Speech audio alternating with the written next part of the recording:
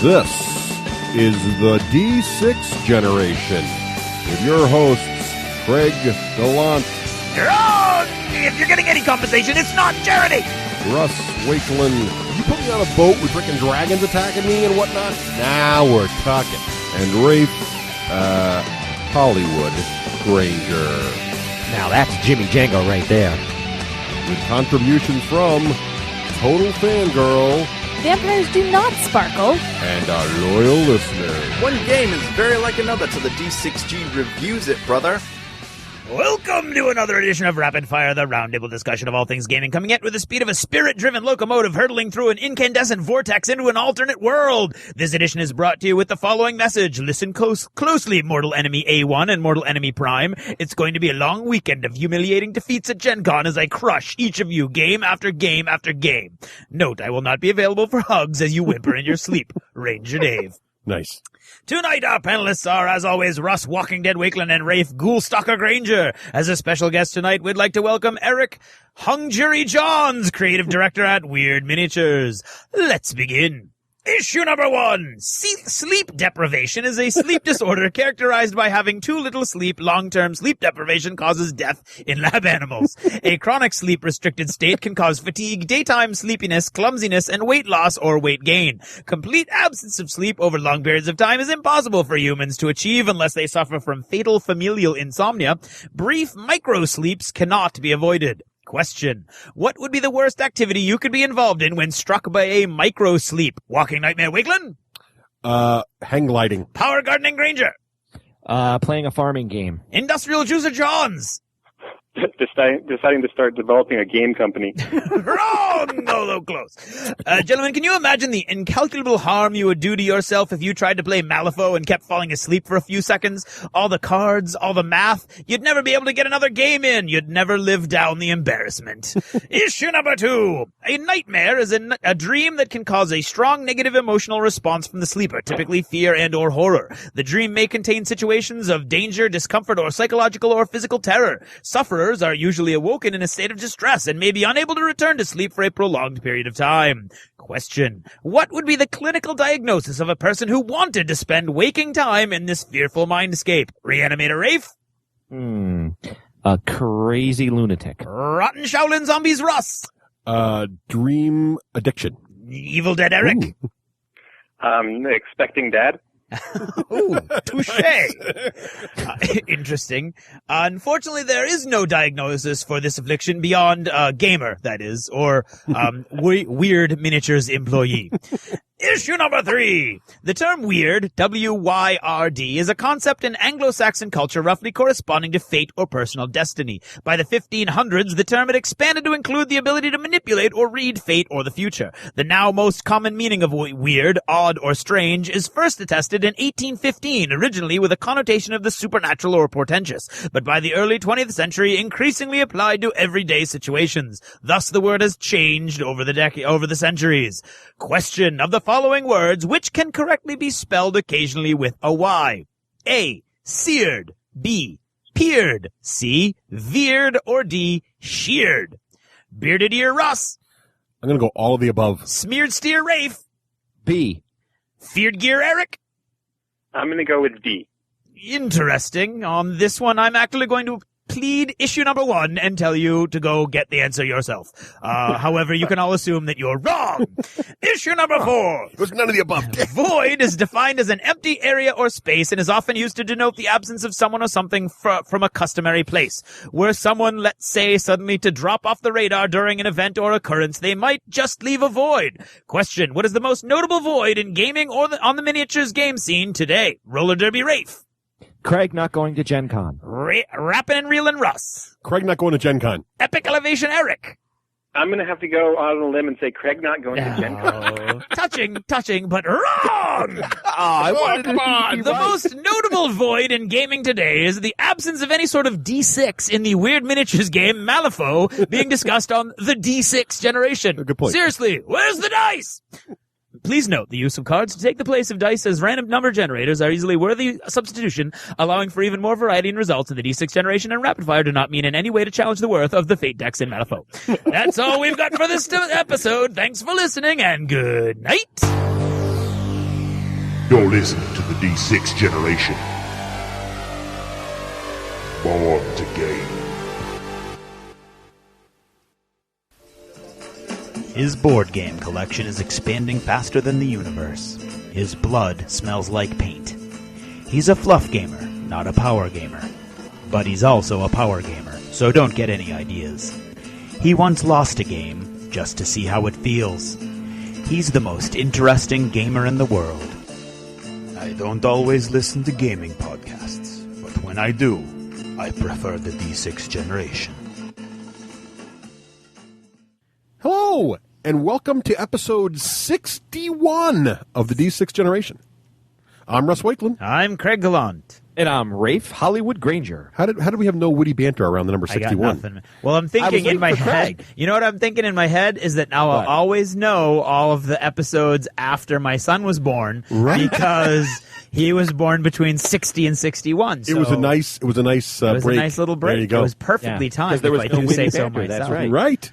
But yeah, So that's what was in my head, and with complete and total lack of sleep, and my brain focused on 8 billion things. That's the best. So congratulations on the new dad thing. Oh, thank you. And more on that later. More on that later. But in today's show, what are we going to talk about today, Craig, being half asleep? We are very excited to talk to Eric Johns of Wyrd Miniatures.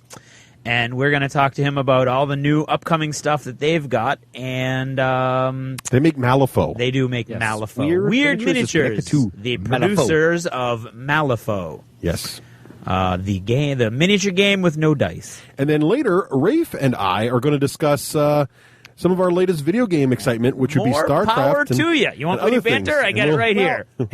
It's more than that. We're trying to bring. It's like we're preaching religion to board gamers, I guess. Right? Russ? We're trying to bring. I don't know what it's going to be. We'll wait and see. Bring the love. We'll see. We'll see. I know I'll be talking about Starcraft and other things too. Who can say? But first, we need to thank our sponsors. Yes, and why doesn't our new dad start off? Who should we thank first? Craig. He needs to do it all because he was kind of griping that last time he didn't get to. I do remember that. Myriad Games, supporting the D6 generation on behalf of friendly professional gaming stores everywhere. Myriad Games, so many games, so little time. No place better to hang out when you're in labor than Myriad Games. Yeah, that's pretty good for half asleep. Not too shabby. Thanks. And who else should we thank? Raef.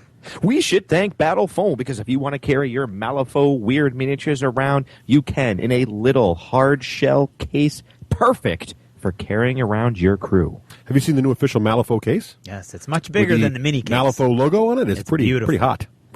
I didn't see that. HOT cool.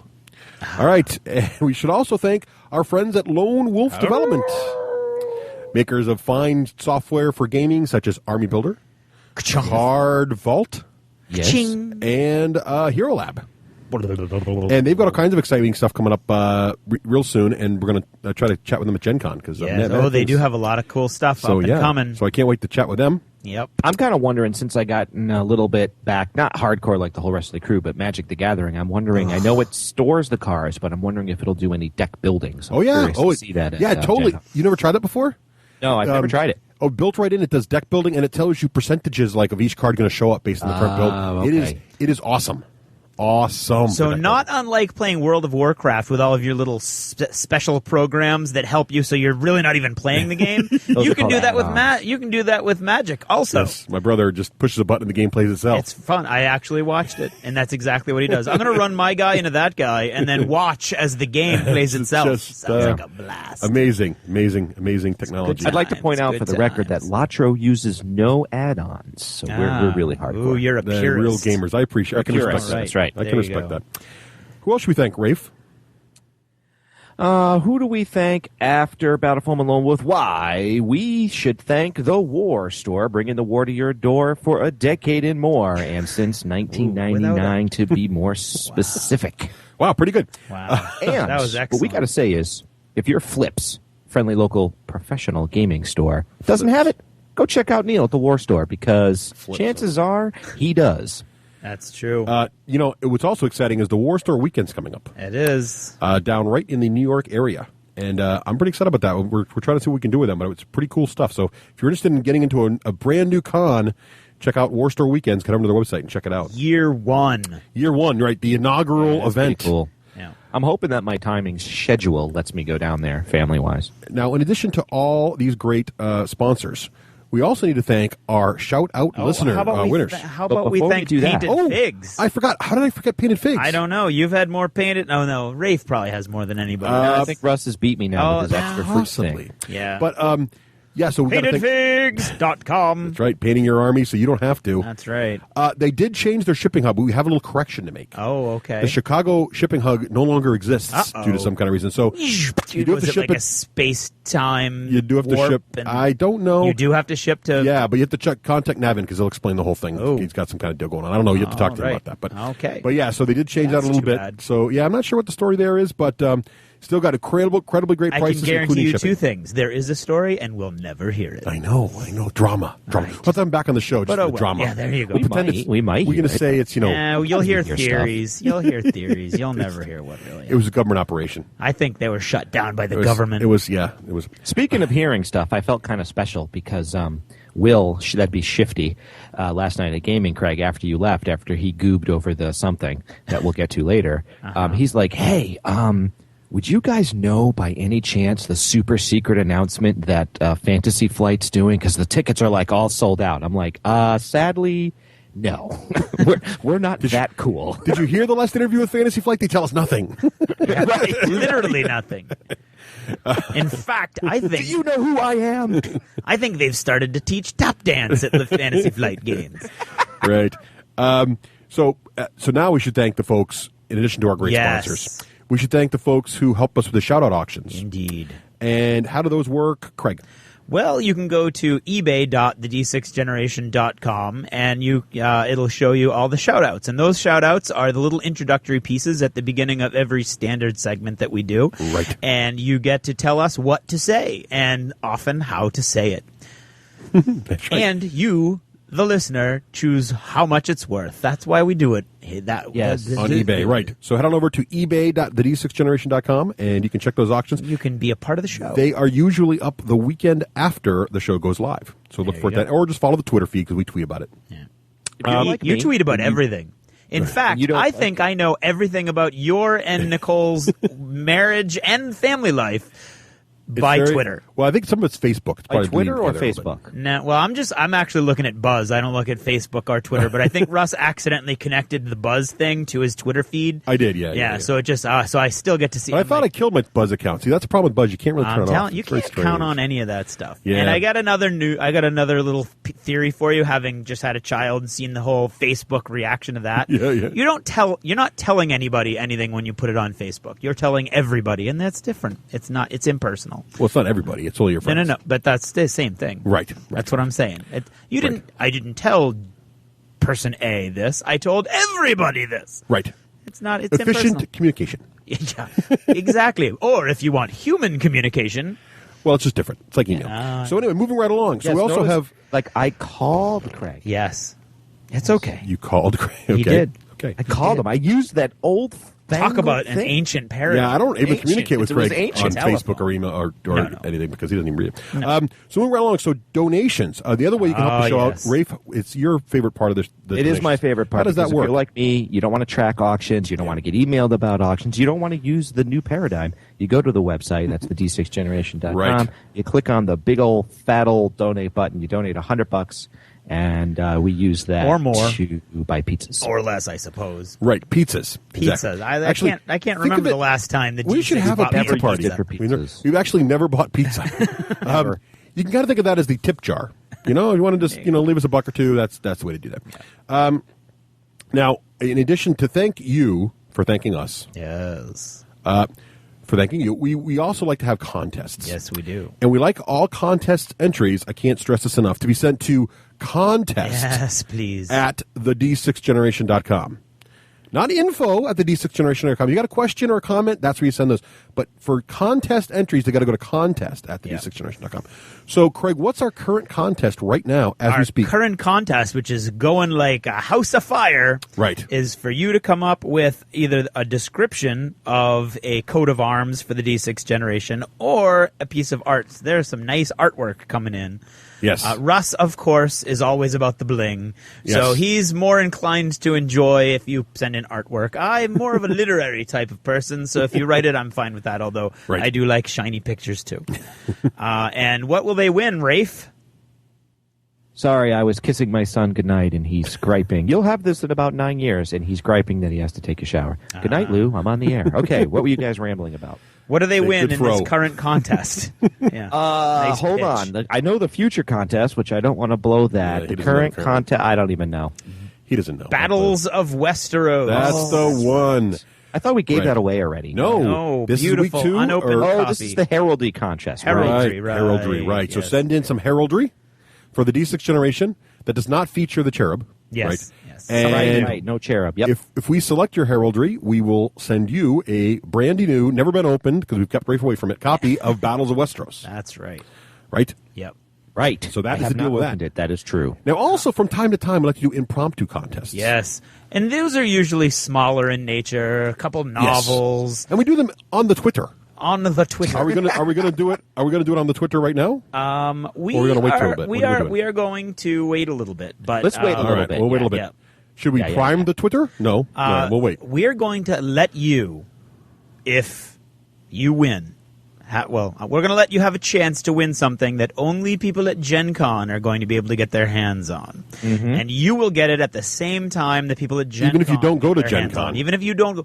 Of course, if you're living in another part of the world, then the post will take a little bit longer. But if you're living in America, we're going to try to get this to you so it arrives the same day people at Gen Con get it. Right. And it's Are we going to something make that is highly Are we going to make an anticipated. honor code of if you're going to Gen Con, you shouldn't enter, or no? Nah. No, because anybody can win. You're going to save yourself a buttload of money if you win it. Well, okay. It's not. It's just a happenstance that it's Gen Con. Okay. It's not. All right. That should not be. I don't know. We'll get to that, I guess. All right. Alrighty All right. then. So I'm just going to tweet that we're giving away a good prize soon. Yes. Best prize we've ever given away on the Twitter. I think so. Oh, without a doubt, it's the biggest prize we've ever given away on the Twitter. I don't think about that. We've given away some good stuff. Space Hulk. Not on Not the on the Twitter. Oh, Not on the Twitter. Right. Sorry. It's like talking I to was somebody thinking that only the hears show. every third word. That's right. Okay. So Well, actually, that's more rather true than not, because once I start talking, That's I can't true, hear a too. damn thing. so we'll do that when you're ready. Okay. All I've just said is I've tweeted that we're giving away something big. Since people can't hear the show being recorded live, this is the only way they know to get ready. Yep. All right. So do we have? Oh, before we go on to you guys achievements, should probably brag a we little bit. have a few things to say. Next week is what is next week, Rafe? You almost said me, and I almost episode punched you. 62. No, wait. I can do this. No. Craig has a baby. We're No. supposed to Already be going happened. faster than usual. Already happened. Russ. We're supposed to be finally going faster this beats episode. Rafe no. Oh, it's Gen Con. Thanks, Yes. Rafe. Yes. Wow, that was really Wow. Okay, so yes, next week is Gen Con. We're very excited about that. And next I Friday, am getting excited. Next Friday at 6:00 in the Westin, we will be hosting the ability to jump on the D6 Generation live from Gen Con. We're going to do a 1-hour session. You've heard of play by email. This is play by mob. And the more I think about it, the crazier it gets. But in any case, it'll be about time for questions and answers at the end. Now, we have room for 50 people. And according I'm a little nervous. to Gen Con, all 50 seats have been reserved. So, but there'll be standing room only, and we'll see what you can fit in, and some might no Last show. year there so. was plenty of places to stand. So you should be able to squeeze in there someplace. It should be good fun. Ooh, bring lawn chairs. And right, for whenever it can. So hopefully that'll work out. And we're very excited about it. Can't wait to meet everybody there, and really looking forward to getting some great. Can't wait to see your emails. Also, 10 o'clock Friday morning, I'll be at the Pulp Gamer meetup. For anybody, I'm the only one there at that point. Nicole and Rafe will not be there yet. And then on Saturday night at 8 o'clock, there's a Pulp Gamer meetup at one of the taverns that I forget the name now through mine. What was it? Was that where last year, Rafe? Craig, what was it? Oh, I don't remember. It was in a basement. Yeah, the The underground. Ram? No, the that- under that something. tavern. Yeah. Yes, we'll go there It's too. by the bridge. Yes, right, It's right. over by the stadium. We'll tweet that. Just hook up to Twitter. Yep. All righty. I have no formal plans to be anywhere because, well, I'm random. That's right. That's right. Then you can't disappoint anybody. So That's actually the truth. I do. There's a couple people that want to play some mini games, and I may try to borrow like Norbert's army. I know Russ is going to bring his, but I might be lazy because I'm only going Friday through Sunday. I can't decide. So Norbert, can I borrow your Cador if you're bringing them? Well, I just hope I'm looking forward to it. I'm really flattered by all the emails people are sending us saying, "Hey, can we meet up and have a game or just have a drink or whatever?" And it's really nice. And hopefully we can do that. We're just trying to keep it very flexible because we don't know, and we're trying to. I really don't want to burn anybody. Yeah, I don't either. We're trying to be there for everyone. So hopefully if you come to those events, we'll be there. But definitely come say hi and sit down, play a game. Oh, yes, most certainly. And what's the time now for, Craig? Achievements in gaming. Wow, he definitely has less energy, doesn't he, Rex? My Chivo button didn't work. The There it achievement goes. didn't have much energy either. Yeah, there How's was. he looking? Does he look okay? Does he look tired? He's tired, but doing pretty well for a dad at his So stage. far, so up. He's doing pretty So good. good. So for, far, so good. So it's been what now? A week. He is a week and a day old. You've been a dad for a week. I've been a dad So for a week and a that day. right there is a big achievement. So we'll give you one for that. Did you have the night shift last night? We are not doing shifts yet. Oh, that's right. You guys are sharing, right? That's right. Nice. Right now we're team working the whole thing. All right. So who is Achievements in Gaming brought to us by today, Craig? Achievements in Gaming is brought to you by Over the Top Productions. Without this creation, there would be no FlatCon, the not flat, just level Central Illinois game convention. Nice. I like the shout out, and That Craig, is excellent funny. job reading that. There you Well go. done. So, what have we been playing, Craig? What have we been playing, He Craig? gets a lot of love when you have a kid. Yeah, look at that. Yeah, well, his achievements are first. They're right here. He's got them in the front there. No, No, he that's not doesn't. me. His are last. Oh, who's number one? Is that That then? would be him. Hey, I snuck in first. Oh, Granger. Okay, we'll go to Granger then. Craig, take a nap. We'll get back I don't to know you. how he's All right. got Proud Papa in there, I don't either. but go ahead. Go ahead. I got to play Battle of Westeros. Oh, he did. Oh, yes, that's right. At I Andy listened to the Palooza. review on the D6 generation, and I really got intrigued about the 8-sided die thing and the fact that armor matters and all that. I played Andy at Andy Palooza at his 40th birthday party. Craig, don't correct me. Achievement for Andy. And it was a blast, man. I had fun. Nice. Sorry, Andy. I had fun, man. So Hey, you you like- didn't win the shout out, so No, he's you 40. didn't. He did not. He got sniped. Nope. Yeah. I was So wondering. he's 40. Yeah. I was wondering why the shout out went for so much. Was Andy trying to save a great face? He's 40. That's awesome. He's 40 till he can win a shout out. He's like, I'm not paying that much. You can have it. Right. All right, It was achievements for that. really fun. I glad had a you good liked it. time. Yeah. The models were cool. I wanted to play the scenario, and you're right. The board was not too small at all. No. I mean, I had plenty of room. Yep. plenty of room. Now, was this on Craig's painted set, or was Andy's not painted set? No, and we had to do some time for setup and stuff like Yeah, that. yeah. So, also got to play Magic the Gathering, which has had a huge resurgence at the Myriad Gaming Club. Everybody is playing That's Magic not the true. Gathering. That's not. I thought that I would be upset with the whole War Machine resurgence, and I can't get people to play. Magic the Gathering offends my very essence. Oh, really? How come? Yes, because it's not a real game. It's a crack addiction. the hate mail's coming. I hate it. I Yeah, hate send it. I know that we have no hate, but I hate No, it's Magic the disappointment. Gathering. No, I hate it. No, I don't hate it. I just don't. It's not my thing. I just don't play it. Yeah, okay. Well, that's one way to put it. Maybe lack of sleep is causing me to be more Okay. negative than I would. I don't normally hate the be. game. I just don't enjoy it. It's not. I don't fun enjoy any for me. aspect of it. How about that? There's not a single aspect of that game, playing it or talking about it, that appeals to There me in you any go. way. Well, there's here's those an new interesting question, those Craig. new decks are out that you can play multiplayer, right? Is that you play No. Here's a new question for Craig. Okay. What? Agricola. You're forced to play one. I would play Agricola. Agricola. or Oh, Magic? yeah, I I can would tell you play that. Agricola in a heartbeat. You would. I could tell He you. would Yeah. smile playing Agricola. Yes. Well, He'd play Agricola with the expansion. yes. He'd play Only if Agricola you had and a table. Laharve. Only if you had a table of Magic players where I could see them and I could constantly be reminded of what the It could be alternative would worse. be. No, Magic's a fine game. It's just not my cup of tea. Well, I come It's down not, on it's a- Russ with Magic the Gathering, which is to say, been there, done that, bought the T-shirt. It's like with what he says with fantasy. I bought a deck. I never was the card crack addict type of guy. Yeah. What it is for me is I have very fond memories playing with my very good friend Brian Dolphin from law school, where during our law school years it would just be he and I head-to-head playing Magic the Gathering, and it was more just a way for us to have some social gaming. So for me, it's more nostalgia. So everybody and their brothers playing it. I bought a deck. I had some fun. I threw some cards around. It's been cool. But, for me, it's not the be-all, end-all either. Okay. I have had to say, though, I have been looking forward to the time when Lou, who's 9 years old, could play Magic. And I've tried at several occasions, but his reading skills and his analytical skills were not up to task. But he is getting Magic the Gathering, so that, Russ, how you get excited when Rose asks you about summoning and then you look up stuff. And so he's getting to the point where... he's like, I'll play a fear creature, and he can't stand the fact that it's unblockable. And so I was very proud of him. He plays a blue deck, and he went through there and he found a way to tap the black creature so I couldn't attack. And I was like, I didn't tell him to do that. He figured that on his own by going in the playroom and figuring out, from the extra magic cards I had. So that's my proud papa comment. He's really liking it. And I just feel kind of cool because he's at day camp now, and he feels very excited because some of the kids play Magic, and now he can play Magic. Very nice. Very nice. Like wow, that's really big. And that's what I go there. I played. Sorry. With sorry. Go ahead. Yes. Played as Myrmidons. We had a good game, and it was fun.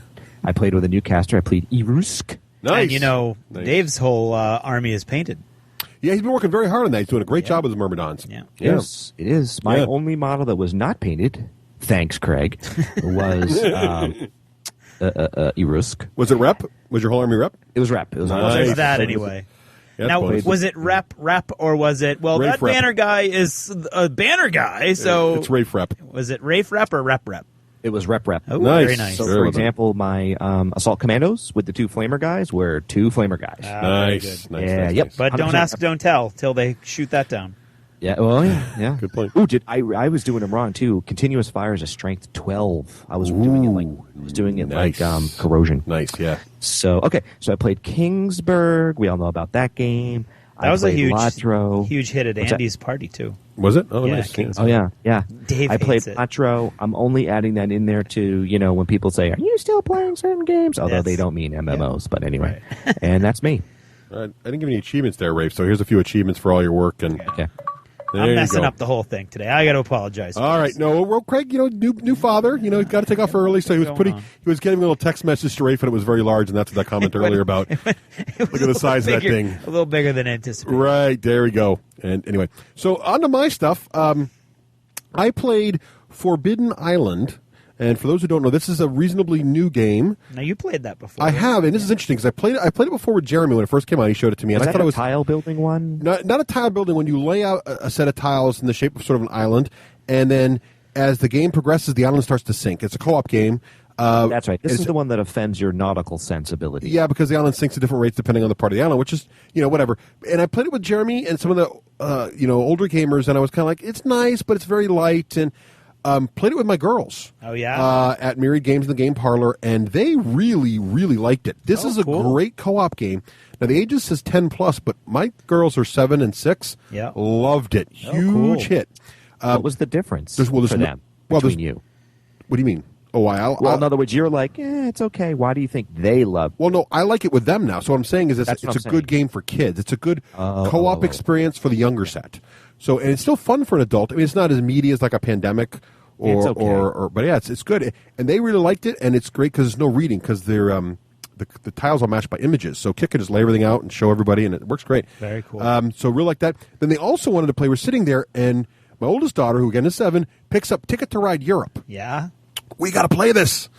And now, Ticket to Ride is, I think, a little complicated for 6 and 7-year-olds, but Ticket to Ride Europe is even more complicated. Oh, yeah? So I break it out, and they're looking at me like it's going to be crazy. They're not really understanding the destination concept but I decided to score. Normally in Ticket to Ride, you don't score how many trains you put down until the end of the game. Yeah. But I started scoring whenever they built a route. So you got 3 train route, whatever this chart said, you get that many I guess points. I've been doing that wrong because that's what I've done all along. And when you do it that I way, don't think it matters. the kids get really into it because suddenly it's Because they can cool see and you can their- see the points going yeah. up. And they did that, and then Kit connected this massive destination totally by accident, and suddenly she was way ahead, and she thought it was the greatest thing ever, and Rose was like, it was too complicated. But my youngest daughter was like, this is awesome! And so she had a great time with that. that's just because she was beating her sister. Probably. But yeah, so Ticket to Ride, I think, but we didn't use the Ticket to Ride Europe introduces the train stations and some other cool stuff, and we didn't use any of that because it was too complicated for them. That looks like fun, though, for an adult. I'd like to try that with a group of folks who... I'll try that with you. Now, also, speaking of adult games, I played Rune Wars again. Yeah.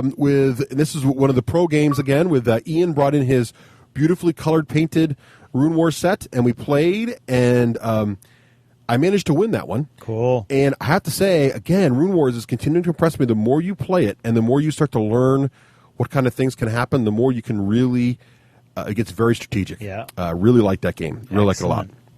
Now, also some fun little games. Our friends at Out of the Box Publishing, the game guys, they I talked about Ninja versus Ninja. They've now come out with Pirate versus Pirate, and they sent us a copy to check out. And I brought it in. And what's neat about Pirate versus Pirate is it's 3 players with all these pre-painted pirates. Ooh, very cool. simple, but it's sort of like but super advanced, sort of like hyper advanced checkers type concept, where you just move around and grabbing these coins, bring them back to your boats, and you can take each other's pieces.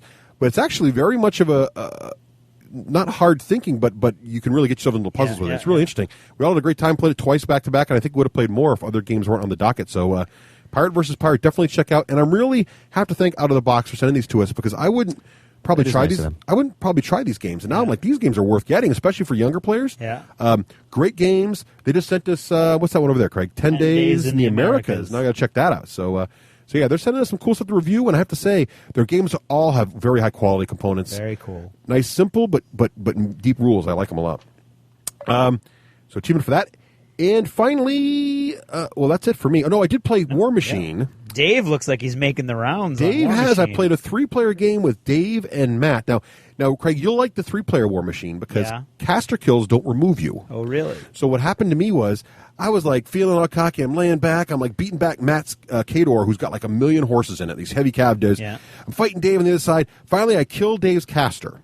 But the game doesn't end until someone's got the only caster left on the board. Oh. So Matt and Dave and I are alive. So the problem with killing Dave's caster is, now Dave's like, just well, a spoiler. You, right. Yeah. So Dave just totally hosed. I couldn't hold him off, and they finally killed me, and Matt won by default. So now, well played, gentlemen. 3-player games for miniatures, that's always kind of hard to pull off. Did you feel that? Like, there's usually a monkey in the middle sort of thing that ends up happening. The scenario we play, the scenario that comes with the league, is really designed for 4 players. Right. But what it is there's, in the center of the table, there's a hill. Yeah. And you have to get your Warcaster on the hill. No other conditions matter. And you get a victory point at the end of your turn if your Warcaster's on the hill. First got to 3 victory points wins. So basically, it doesn't matter who else is on the hill. So basically, you got to get your Warcaster up in the middle of the table scoring these points. And so it really becomes very much like one of the more advanced Conquest board games where you're trying to fool each other, and it becomes a little mind game. And it's really interesting. We haven't had too many people where 2 people gang up on one until it's obvious. Like it. So I've had fun with it. You don't like it, Rafe? No, because it's always 2 versus 1 at some point. Well, only at the end. 3-player. Yeah, only at the end when you start to get ahead, and then so it's a little bit of a political thing. But I'm having fun with it. I mean, I prefer for pure competition. I prefer 2 players, but it's just fun to get on there and see all the different models and do some. I'd crazy rather play things. Malifaux, 3 players. Oh, there you go. Okay, maybe. So that's it for me. That's my my hotness there. Well, because of the agendas, the secret agendas. That's true. That would be interesting. Yeah, that is cool. Okay, well, my gaming, really in the last 2 weeks, I've only had 1 week in which I gamed. And that started with after we recorded, didn't do much gaming, and then the Andy Palooza, our birthday party. I won't say what year he was. For Andy, our friend Andy had his big birthday party, and they had a game day. 45th. He was 50, wasn't he? I think he was. I think he's getting close to retirement, and he doesn't look a day over 39. He does not. No. So I got a chance to play Tannhauser with the new rules. Nice. What'd you think? I liked it. It was good. What'd you think? Well, as a caveat, I lost every game I played.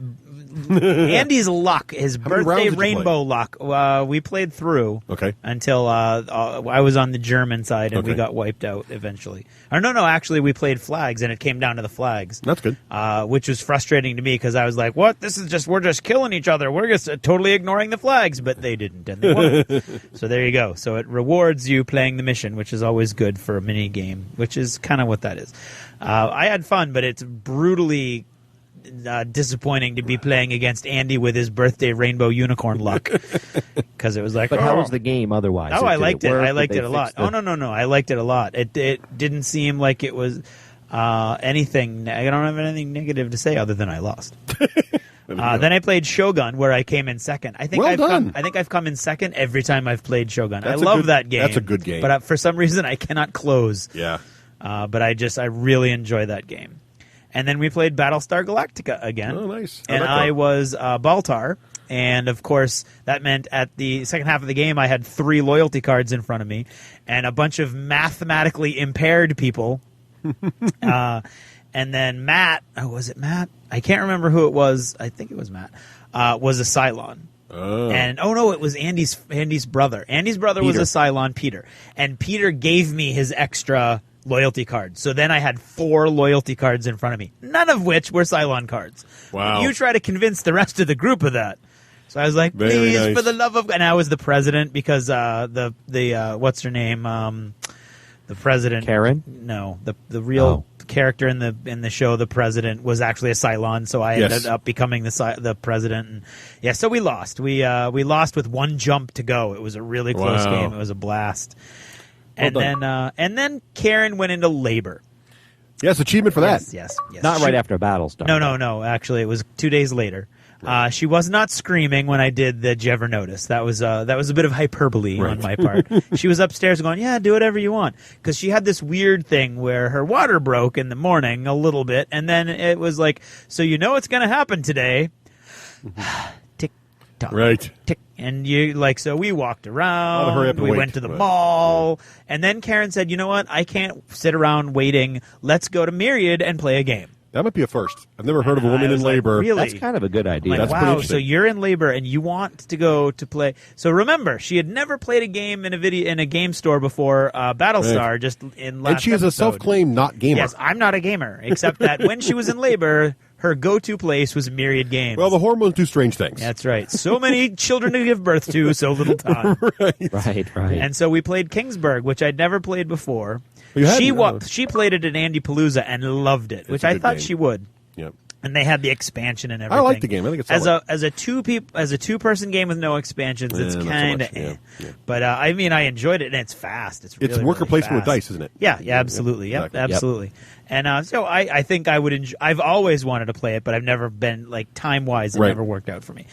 So that was fun. So then, Well, yeah. you could have played it last night, Tuesday, but you went home early, you Sally. No, I actually was given dispensation to show up for an hour of socializing, and I was told specifically, "Don't you dare start a game." Right. Because she knows me, and if I started a game, then I would be in big trouble. Yeah, the achievement for Right. being a good dad and returning home There you promptly. go. Thank you very much. And Thank so you.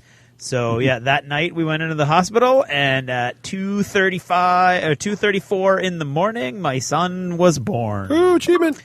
And I haven't done much gaming wise. Kids worth 4 achievements. I otherwise. get 4. Oh, thank you. Appreciate that. I appreciate that. And my One for son each appreciates limb. And one that. for Karen. There you go. Oh, yeah. One for Jenny and the Wimp. Right. And that's And the me nurse for- and the doctor and the hospital. There we go. All right, we're Nurses giving them out were like great. candy. Right? Lactation consultants, not so much. Oh, yeah. It's Okay. always fun. So those are my games played. Cool. Well, what about modeling? I'll start. I did finally finish, remember those last 2 heroes in my Westeros set. I got Very them nice. done. And thanks very much to all Hey, the way to guys go, man. on Board Game Geek. I posted my pictures up there when they're all finished, and I got a lot of very kind compliments. So that was very look nice good. of you. Lucky you got kind compliments for your painting. Well, it depends where you put that up. And then also, I guess it does. also got to say, Games Workshop matte finish, the spray paint. Yep. Use it on those guys. Looks great. Cool. Wait. You don't mean spray paint. You Spray mean finish. Spray finish. Matte spray finish. GW matte spray finish. That's right.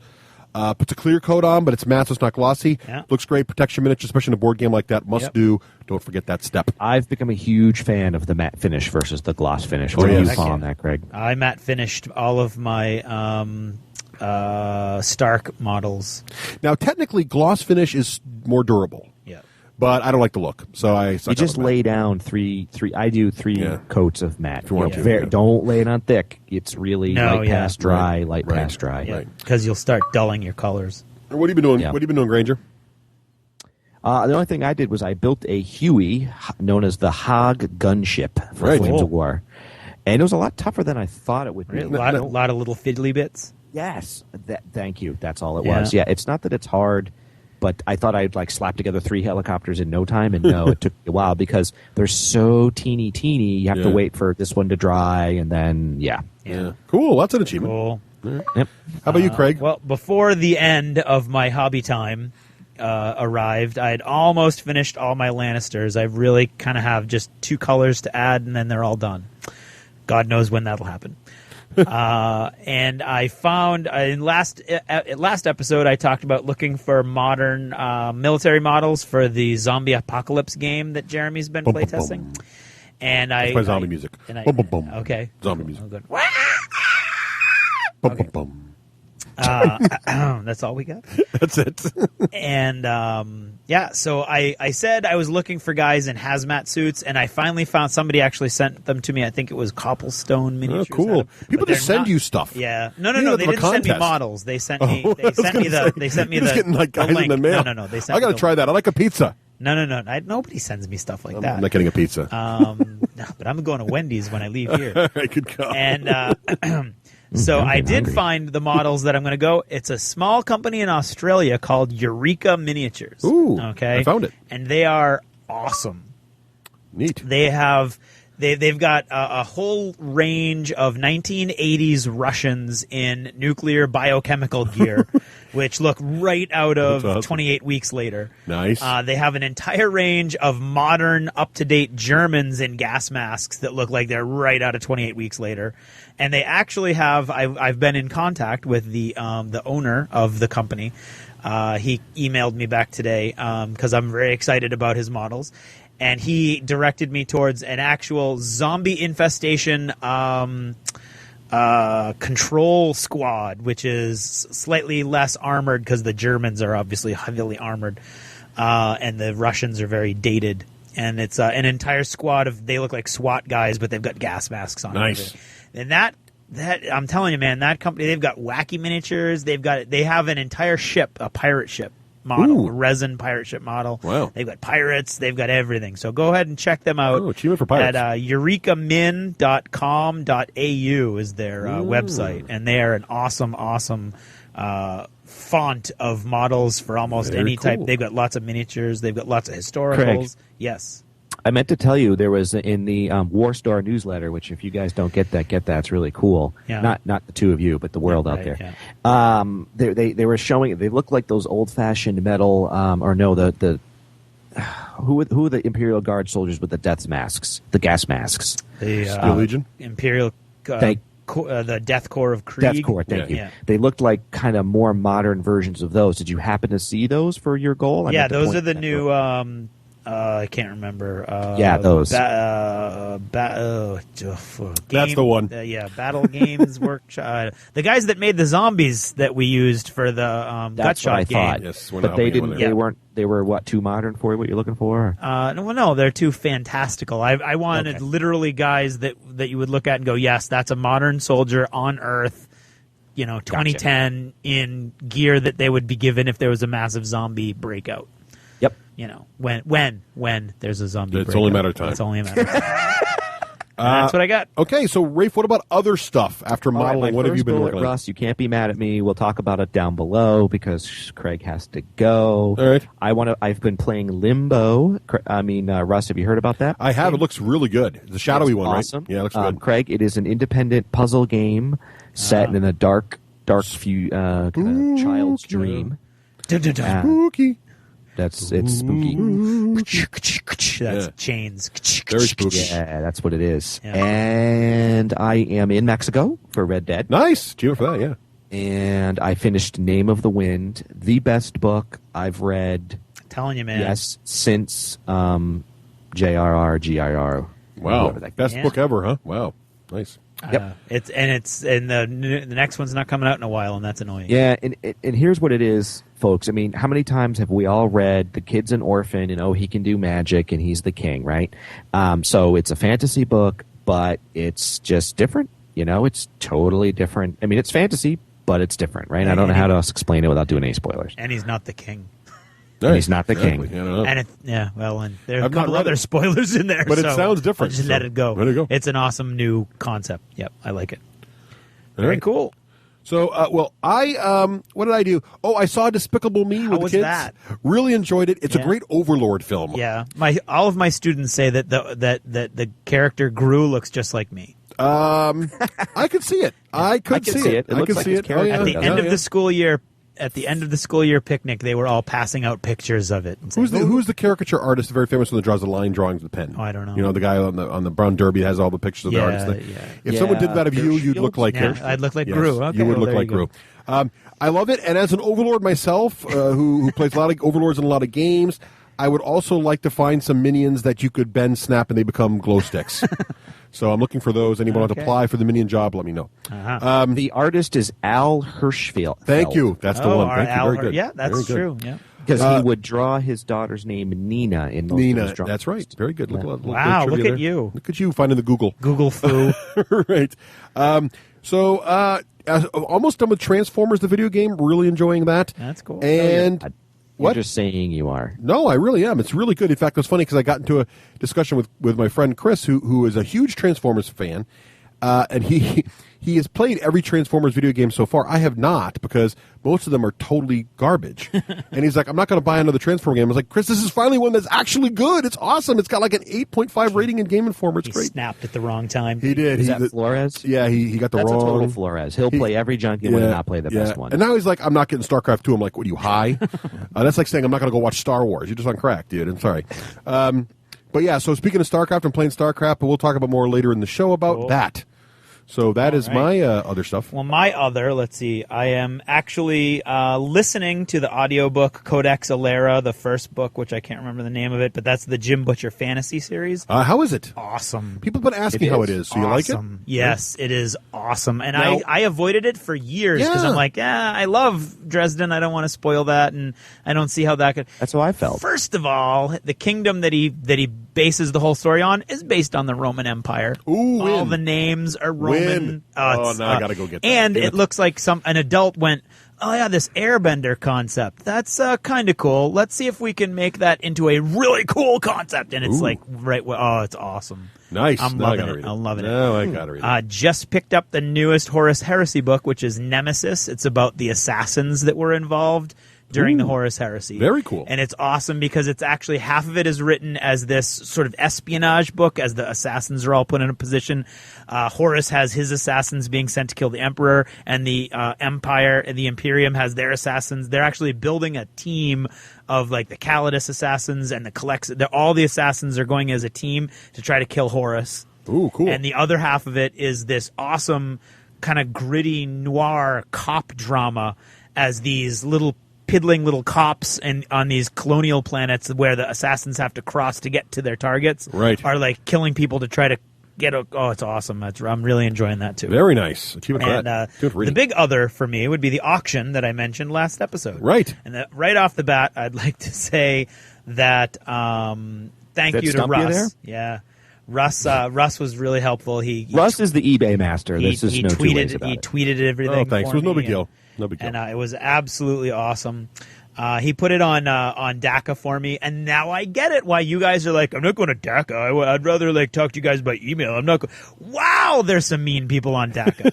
Wow. I don't know what happened over there. Sometimes they're very like Russ posts them. Hey, Craig's, I missed all this. Craig's doing some auctions. I don't know who he is. I've never heard of him. Yeah, buddy, I've never heard of you. Okay, and then other guys. I mean, also there were some very nice comments, but well, that's crap. I wouldn't pay $1 for that. Well, you know, buddy, I got $1,500 for that. So you could just the proof's in the pudding, and the pudding it got me $1,500 worth of diapers. So, right. Well done. Wow, nicely done. Yeah, that was very, very successful, and a whole bunch of people that were bidding were actually listeners. Nice. Amongst them was Nuno in Portugal. I just shipped a bunch of stuff to Portugal. Thank you, Nuno. Ray from Canada, Pete from Canada, and of course Doc Rain. Raef's friend from Gen Con. Yep. And I know there were more, and I'm sorry that I just had a kid. So cool. I'm lucky. I shipped all that stuff out on time. Okay, so now, if you get the wrong stuff, don't get mad. That's It was just Craig half asleep to ship it back. That's right. Yes, a giant package of all of the Chaos bikes just went to France. What did the squats go for, if I could ask? $360. Nice. That's well deserved. They were awesome. Oh no, I'm sorry, $460. Wow, even better. They're well deserved. That was an amazing horse. The War Machine Army actually went for $410. You sold your Signar? Oh, I tried to get it, and I got totally sniped on that. I got totally. Yeah, there's one guy in Salem. Too rich for my blood. Yeah, really. This one guy in Virginia. Yeah. Actually sniped everybody at the last minute. He won everything. Well, congratulations, Sniper. Thank you. Yes. Enjoy your War Machine. I know you're going to love it. It's awesome stuff. It's well worth it. Now, So I was okay, excited. That very was all. cool. That's all my other. Because Did they want a little placard, by Craig, the famous D6G podcast, or anything like that? I had these grand schemes. I was going to put my playing cards in there and the business cards. And to be totally honest, I'm lucky she didn't divorce me and leave with the kid. With the amount of time and effort I had to put into packaging all It that. does. stuff. It takes a lot to freaking eBay that It stuff. does, It's a lot of work. yeah. I'm glad you got a good amount of money for it. though. I'm happy. All right, now So before- thank you for all your help. Before we leave achievements, I do have one more thing we got to go over here. Now, see, you becoming a dad, Oh, it's yes. kind of a big deal. Okay. So, and when a family has a baby, everybody's worried about the mom, and Yes. rightly so. She's gone through a very That's traumatic very true. time. She's got to deal with all this stuff. The hormones are going crazy. Her body's all kind of beat up from the whole thing.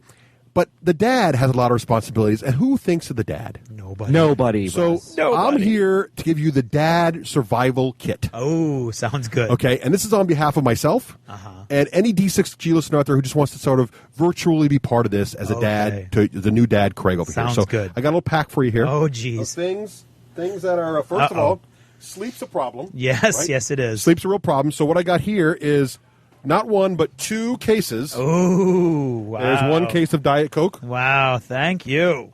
and here's another case of Diet wow, Coke. that's so you need nice. that. You need to That's start with very that true. because that keeps you awake. That's true. Yeah. Now you're saying, why do you need caffeine to stay awake? Because the baby kept you awake all night. Now you got to actually function during the day. So you That's need true. Yes, And Craig, yes. for those who don't know, is a big soda drinker. I am. So we need that. Now let's see what else we got down here. Now also, they don't come with a handbook. So this book, I thought was excellent. It's called Nurture Shock. Okay. It's a great book about, and not just the baby years, but all through. So take a read at that. Wow. That'll Thank you. kind of help you, give you some guidance there on the whole thing. But that just gets you started. But then, of course, you still got to survive this thing. So now what happens is, as the dad, the babies start doing a lot of crying, right? Yes, yes. And at some point, a lot of families discover that one of the ways to keep a baby happy and not crying is to drive it somewhere in the car. And I remember John and I both used to do exit 11 runs, which Yes. you drive from exit 6 to exit 11 Yeah, back. yeah. And the mom gets a break. She's at home in the quiet, and the dad's got the kid in the car. Yeah. So, but you need a few things to make sure this is going to be successful. Right? So let's see what we got down here. Let's see. Okay. First This of is all, all good stuff. This is Oh, good no, stuff. I believe it. This is all surprise to me, too. So you're Thank driving you. in the car. Yes, I'm and, driving. And okay, it's going to be no problem. I got the kid in the back seat. He's Yeah. going to fall asleep. Yeah. I got my audio medium, my books on Okay, CD. yeah, I got my yeah. thing. But all of a sudden, he starts crying in the middle. You're like, oh, I can't handle him. No problem, because in your car, you've got an emergency child toy. Very nice. This one here has got a nice The teething Winkle. thing on it. The Winkle, Yeah, it's a yeah. good one. And even if somebody already gave you one of those, it's okay. That's for your Oh, car. it looks like a die. It does look like a D6. The a middle little bit. in the middle looks like a D6. Now, every dad will know, though, that once you give a kid a toy, after a while, the newness of the toy will wear off, and they'll Okay. start crying again. That's Sounds when like you a go gamer. to the backup plan. You're not going to give me a movie, are you? The backup plan. The backup plan Ooh. is the toy shaped like keys, because every kid likes to chew on the keys. Yeah, so when they the do Winkle love the fades, keys. go for the keys, and this one's got some little sound effects here. All right, so that'll again entertain him a little bit more. Very exciting. And he'll calm down a little bit more, right? And then Very nice. then yeah. the keys might wear off still. and it's right at the geez, best you part of guys your audio book. And I'm like, oh, no. That's when you go for the big one. The flippy book. The soft flippy book. Nothing They beats do love the flippy soft book. flippy Those are book. Wow, look at awesome. That is the good backup. Go to That's that one. Now, the fantastic, key to these Russ. toys working is never leave them in the house. Only leave them in your car. They've got to be If they're in the car-oriented. house, what happens is the Yes. kid gets used to them and they're no longer cool. But if they're in the car, that's There where you my go. flippy book is. Oh my God, the flippy book! And he won't touch. You won't drop it for days. Oh, very nice. So now Okay. you get all that done. You're Yep. the good dad. You get out there. You get the kid falling asleep. You get back home. Mom's great, and you got to relax now. What are you Yeah. going to do? Well, it's time for some dad time. And here's a little Barnes and Noble gift certificate. Oh. This will get you some book reading, and this one clearly states it's got a pirate on it. Very And nice. I've been told Barnes & Noble will not sell books that are about parenthood, childing, or vampires with sparklies to anybody who's got this card. And it says only, I've told them, Wow. only sci-fi or Okay. fantasy. Wow. All right, Thank there you go. Russ. And last That's but cool, certainly man. not That's least, awesome. so you get down in McNerdigan's, Okay, yeah. and you've got all that stuff. You got I your do, book. What are you yeah. going to do now? Enough of the Diet Coke. You got to break out the case of Guinness. Jeez, Russ. So there you go. You break this baby out. That's the my good stuff. God. 12, 11-ounce bottles there. It'll keep my you busy God. for a while, and that'll keep you happy. So there you go. The Dad Survival That Kit, is awesome. at least Wow, for a Russ, month. This was awesome. I think that's the best That is father pack I've ever fantastic. heard. So hopefully you can find a spot for all that in your trunk. between Russ, the child that seats was and awesome. all the cars. So Thank there you, you go. Russ. Oh, no problem, man. That's That is fantastic. awesome. You deserve it. Dude. You deserve it. So Thank that's, you. that's from all the And it's dads true, everywhere. Craig. I think the usefulness of that, because what do? You've drank 5 Diet Cokes, and now suddenly the baby's asleep. You need to go to sleep. No, Have a Right. couple I got a Guinnesses. Guinness. You get that There Barnes you & go. Noble book, you get the Guinness, Wow. you sit in McNernigans, you're done. That's awesome. Check, please. Until 3 hours. So Game, there set, you, match. so there you go. Wow, that's awesome. Thank you Oh, very no much. problem. Jake. Congratulations, man. Thank you. All right. It's a now- magic time. It is a magic time. Usually between is. 3 and 4 a.m. Yes. What are you up to for hours of sleep at night now? What's your average? Actually, pretty good. He That's good. only wakes up twice a night. He's That's been actually sleeping awesome. 3 That's hour pretty good, in 3 hour actually. chunks. So I 3 can't- hours I is can't good. Really No, complain. that's pretty awesome. Yeah, it's decent sleep. It's just in 3 hour increments. Right. All right. So while Although I got to give props to my wife because she doesn't wake me up every time either. So, That's good. Yeah. So But you she start to feel guilty, sometimes- right? Then it's like, and she doesn't get it. I'm See? like, Karen, you got to wake me up so I No, can that's help. right. You can't help. No. But and they're it's mad. gotta There's nothing be you can team. do. I was like, yeah, but exactly. I know. Yeah. That's why. That's There's- what. Yeah. It's a maze. It's a It maze is a wrapped in a minefield. puzzle. It is. Surrounded by an enigma. It is. It is. So that's why you need the survival kit. Have some more Guinness. When that doesn't work there out, you just go. have There another you Guinness. go. Absolutely. Thank you. So we promised though earlier we're going to give something away here. We Besides did. stuff to Craig, right? Yes, We're going to give yes, something yes. away to the rest of the A listeners. pleasant surprise. And now the listeners get to partake. That's right. Right. So what are we doing, Craig? Well, Ross Watson, who is one is of that our guy? favorite people over at Fantasy Flight, snuck through the marketing department at Fantasy Flight bypassed. Games a copy of Death Watch. Wow. You know, going to make its giant premiere at Gen Con. Going to be the big buzz over there at the or one of the big buzzes over there at the Fantasy Flight area. So what we're going to do, and it's beautiful, it's amazing. Russ, I haven't shown you yet, but Rafe saw it last night. Nice. It's absolutely. So we stunning. have the copy in house. We have it. We're in going to mail hand. it out next week because you're going to win Yes. it right now. Yep.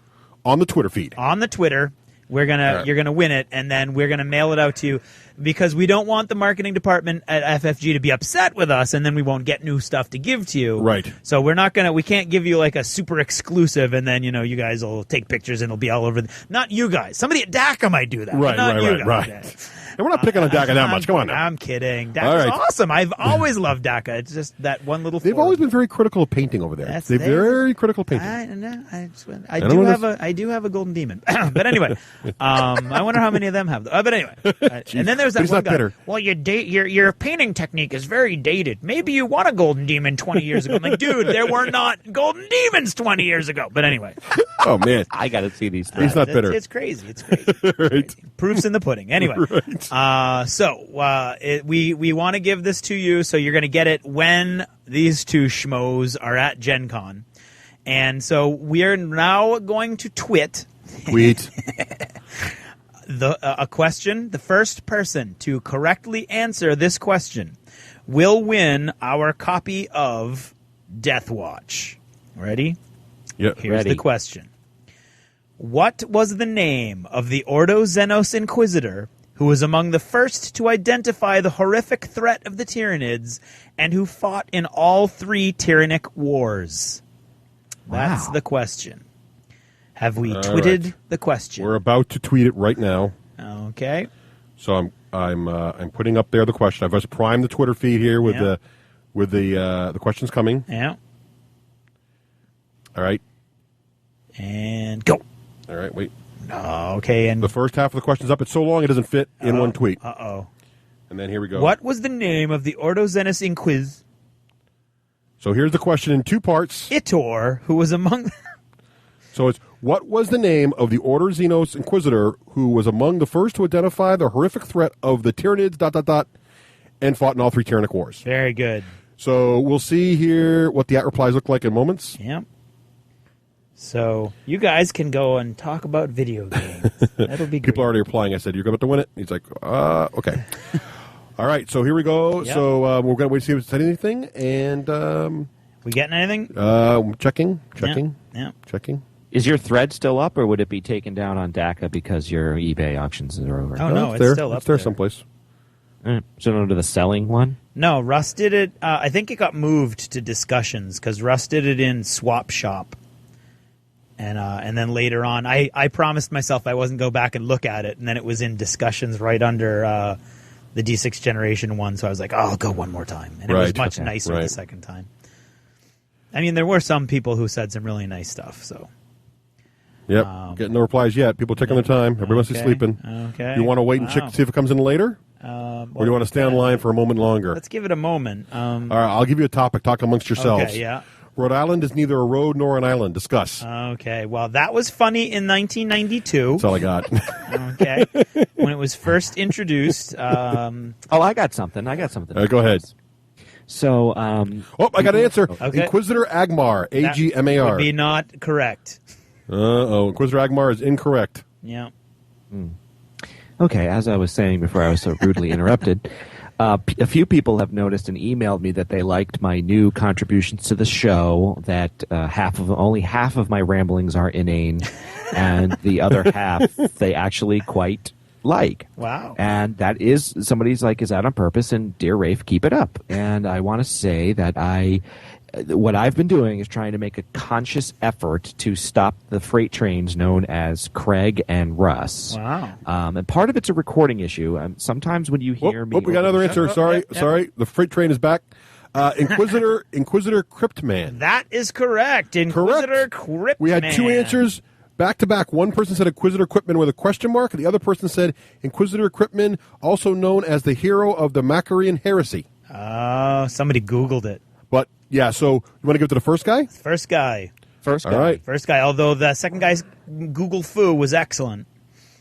But that was, by the way, see, this is where my teacher instincts kick in. Just by the way you worded your answer, son, I can tell that you used Google.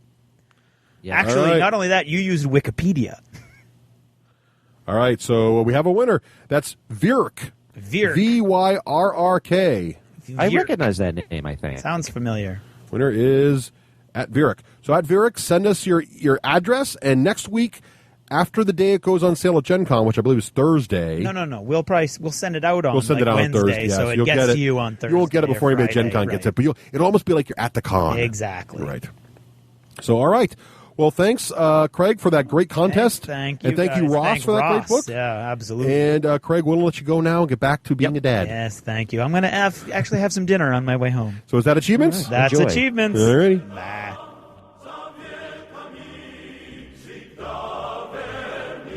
We will pass through the American patrols, past their sonar nets, and lay off their largest city, and listen to their D6 generation while we play our Russian board games. Dice are our vice.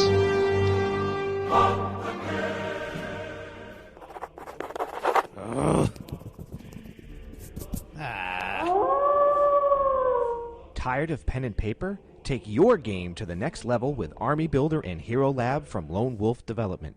Army Builder has been the standard for Army construction software for miniature gamers since 1998. And coming out in July 2009, Army Builder 3.2 includes PDF support, streamlined user interface, mobile device output, and lots more. And for RPG players, Hero Lab is the award-winning character creation and management software for players and GMs alike.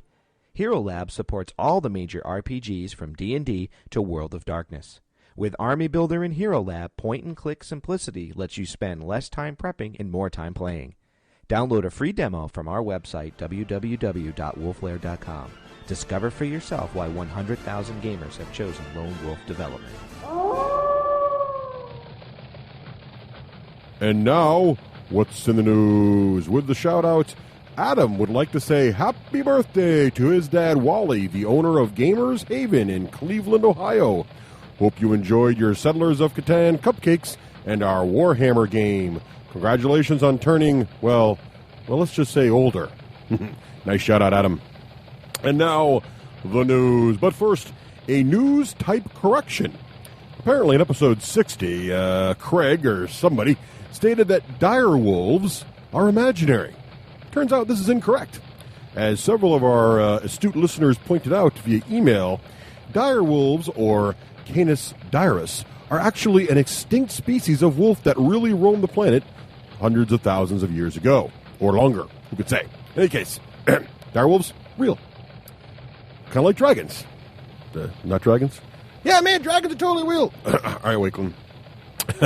And also, in the news, as it gets closer to Gen Con, a lot of companies are cranking out little bits of information. One of the companies that the D6 Generation interviewed last Gen Con and is looking forward to catching up with this year is Excelis, the makers of that interesting miniature war game hybrid that is miniatures on a table but also has a computer program that solves actual combat. That runs on either your iPhone or your computer. Well, it turns out that Excelis has started a wiki page, excelis.com/wikien. And what's interesting about this is it's their entire rulebook and all their history and everything on one giant wiki. It's a really interesting, innovative use of technology. It allows you to catch up on what's going on in the game, all the units, all the lore, and all the rules at one easy-to-find, searchable stop. I think it might be kind of interesting if more companies did that. Now on to Fantasy Flight Games news. There's always a bunch of news from these guys. First of all, a lot of people are very excited about the pending Dungeon Quest new reboot coming out, and the Dungeon Quest rules are up on their website. You can check those out. Also in big news this week, Fantasy Flight Games has announced a new Sid Meier's Civilization game. I almost said Revolution there because it looks like the new board game will be heavily themed from a lot of the imagery from Civilization Revolution, which was released recently on consoles and portable handhelds. It does not look to be a reboot of the Civilization game from Eagle Games. It actually looks like the components, there's not much details yet, but the components do make the game look like it's got new mechanics. So check that out. Keep an eye on that if you're a Civ fan. And finally, Fantasy Flight also has released a new Dust Tactics video. So if you're interested in how the game's going to work, check that out.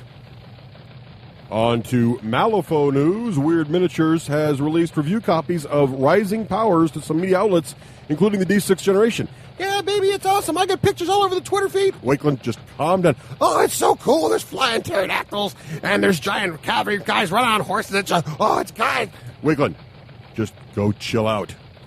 Anyway, if you check out the D6 Generation Twitter feed, you may see some photos from the new pending Malifaux release. Check that out if you're interested, and I'm sure much more news will follow Gen Con later this week. Keep an eye on the D6G Twitter feed, among others. From Days of Wonder. Speaking of Days of Wonder, we're not, but speaking of Gen Con, how do I keep doing that? It's twice in a row now. Wakeland, are you writing these things again for me? Days of Wonder will have a presence at Gen Con this year, their own booth, and they will be demoing, amongst other things, a new game coming out called Fictionaire, which apparently is a new bluffing quiz game. Sounds kind of interesting. Speaking of game demos, a lot of folks going to Gen Con are very excited to demo the new Wizards of the Coast game, Castle Ravenloft. As we've mentioned before on the show, Castle Ravenloft will be a board dungeon crawling game. A board game where you crawl in a dungeon, kind of like Descent, we guess, although no one's really seen it up close yet. But in addition to the fact that it's going to be demoed, it's actually going to be released in limited quantities at Gen Con as well. Suggested retail price is $65, but Wizards of the Coast has also announced that their actual release date worldwide is August 17th. Keep an eye out for that. In addition to that, at Gen Con, they'll also be releasing the reissuing of the D&D Red Box and the Dark Sun Campaign Guide. If you're a hardcore Wizards of the Coast fan, you'll know which booth to head to first. And finally, Zombie Dice are on the iPhone. Yep, that's right. The dice game released by Steve Jackson Games back at PAX East this year is now available on your iPhone. The game itself is free to play by yourself against the computer, which, of course, is a zombie. But if you'd like to play the game multiplayer, for 99 cents, you can upgrade it to a pass-and-play game where you roll your dice and you pass your phone to the next person and he rolls his dice. Sort of interesting. And that's what's in the news. Are you having trouble fitting your whole army into one carrying case? Ever had your heavy centerpiece models break through the sides of their foam tray to scrape against their neighbors? You'll never have to worry about any of this again with Battle Foam. The trays from Battle Foam will hold over 30% more models than any standard tray, and they make foam to fit any box, including all manufacturers' carrying cases. What's more, they will custom cut your foam trays to fit any miniature. The boys at battlefoam.com can even personalize each tray by etching Army logos, personal text, or images right onto the foam. So go to battlefoam.com right now and pick up the best foam on the market. You've spent more time and money than anyone wants to think about on your models. Shouldn't they be as safe as you can make them? Battlefoam.com. Hooah! Hello and welcome back. And now we're very excited to have with us today Eric Johns from Wyrd Miniatures. How are you doing today, Eric? I'm doing great. Thanks for having me, guys. Well, Thanks for coming on. Yeah, thanks so much. Very excited to hear what you've been up to. Now, I'm looking. I've seen the miniatures. Now I want to see how cool they're going to be on the board. Now we're very excited to talk with Eric about Wyrd's game, of course, Malifaux. Yep. And for those who are not familiar with Malifaux or Eric Johns or Wyrd Miniatures, we'd like to direct your attention back to episode 50 of the D6 generation, in which we reviewed Malifaux. Or you could go all the way back to the special D6G 2009 Gen Con bonus episode number 2. Yes. So I believe it was Dan last year. So Eric, it was you and Dan on last year, correct? That's right. Right, and so in that interview, we asked you the normal questions we ask for first-time guests, which is, how'd you get into gaming and all that good stuff. So we won't bore our listeners with all that again. You have already established your gamer cred. So you got to go back if you want to know all about the Eric Johns origin story. You got to go back to that episode. Right. But we're very excited to have you on the week before Gen Con, Eric. So how busy are you right now? Actually, it's kind of the calm before the storm on this end. If it's not done by now, it's not getting done. There you go. I like that. That's a healthy outlook. That sounds like somebody who's very organized. That's what that sounds like. Well, you know, printing takes time. So literally, if it's not done by now, it's not getting done. Good point. At this stage, it's all over but the crowd. It's like he's a fatalist. Still going to wake up in the morning for that final in school. You're either going to do it or you're not. Now, here's a question, Eric. Did you get everything printed you wanted to get printed? Yes. Oh, good. Good. That's exciting. Almost. Well, before we get to all that, Equivocator. I wanted to ask you, it's been almost a year exactly since we spoke to you last. Right. And I wanted to ask you, so last year was the big excitement this was it. You guys were going live with your first game ever, Malifaux. And you know, it was, I think we talked to you on Saturday of Gen Con, so we're kind of like all still absorbing the excitement and the buzz around the game. And to set the mood though, I think everybody had just started to realize you were going to start selling out of the stuff that you brought to Gen Con. Right. So exactly. So how has year one been? I mean, were you guys really happy? Did the buzz continue and it's been sort of a crazy year, or how's it been going? It's been a year of inventive challenges, let's just say. Ooh, nice. A success brings its own challenges, and as we were bracing for worst case scenarios, we started having to deal with the best case scenarios in a lot of ways. Which I mean, you'll never hear me complaining about, but it has been an interesting year. Wow, cool, interesting.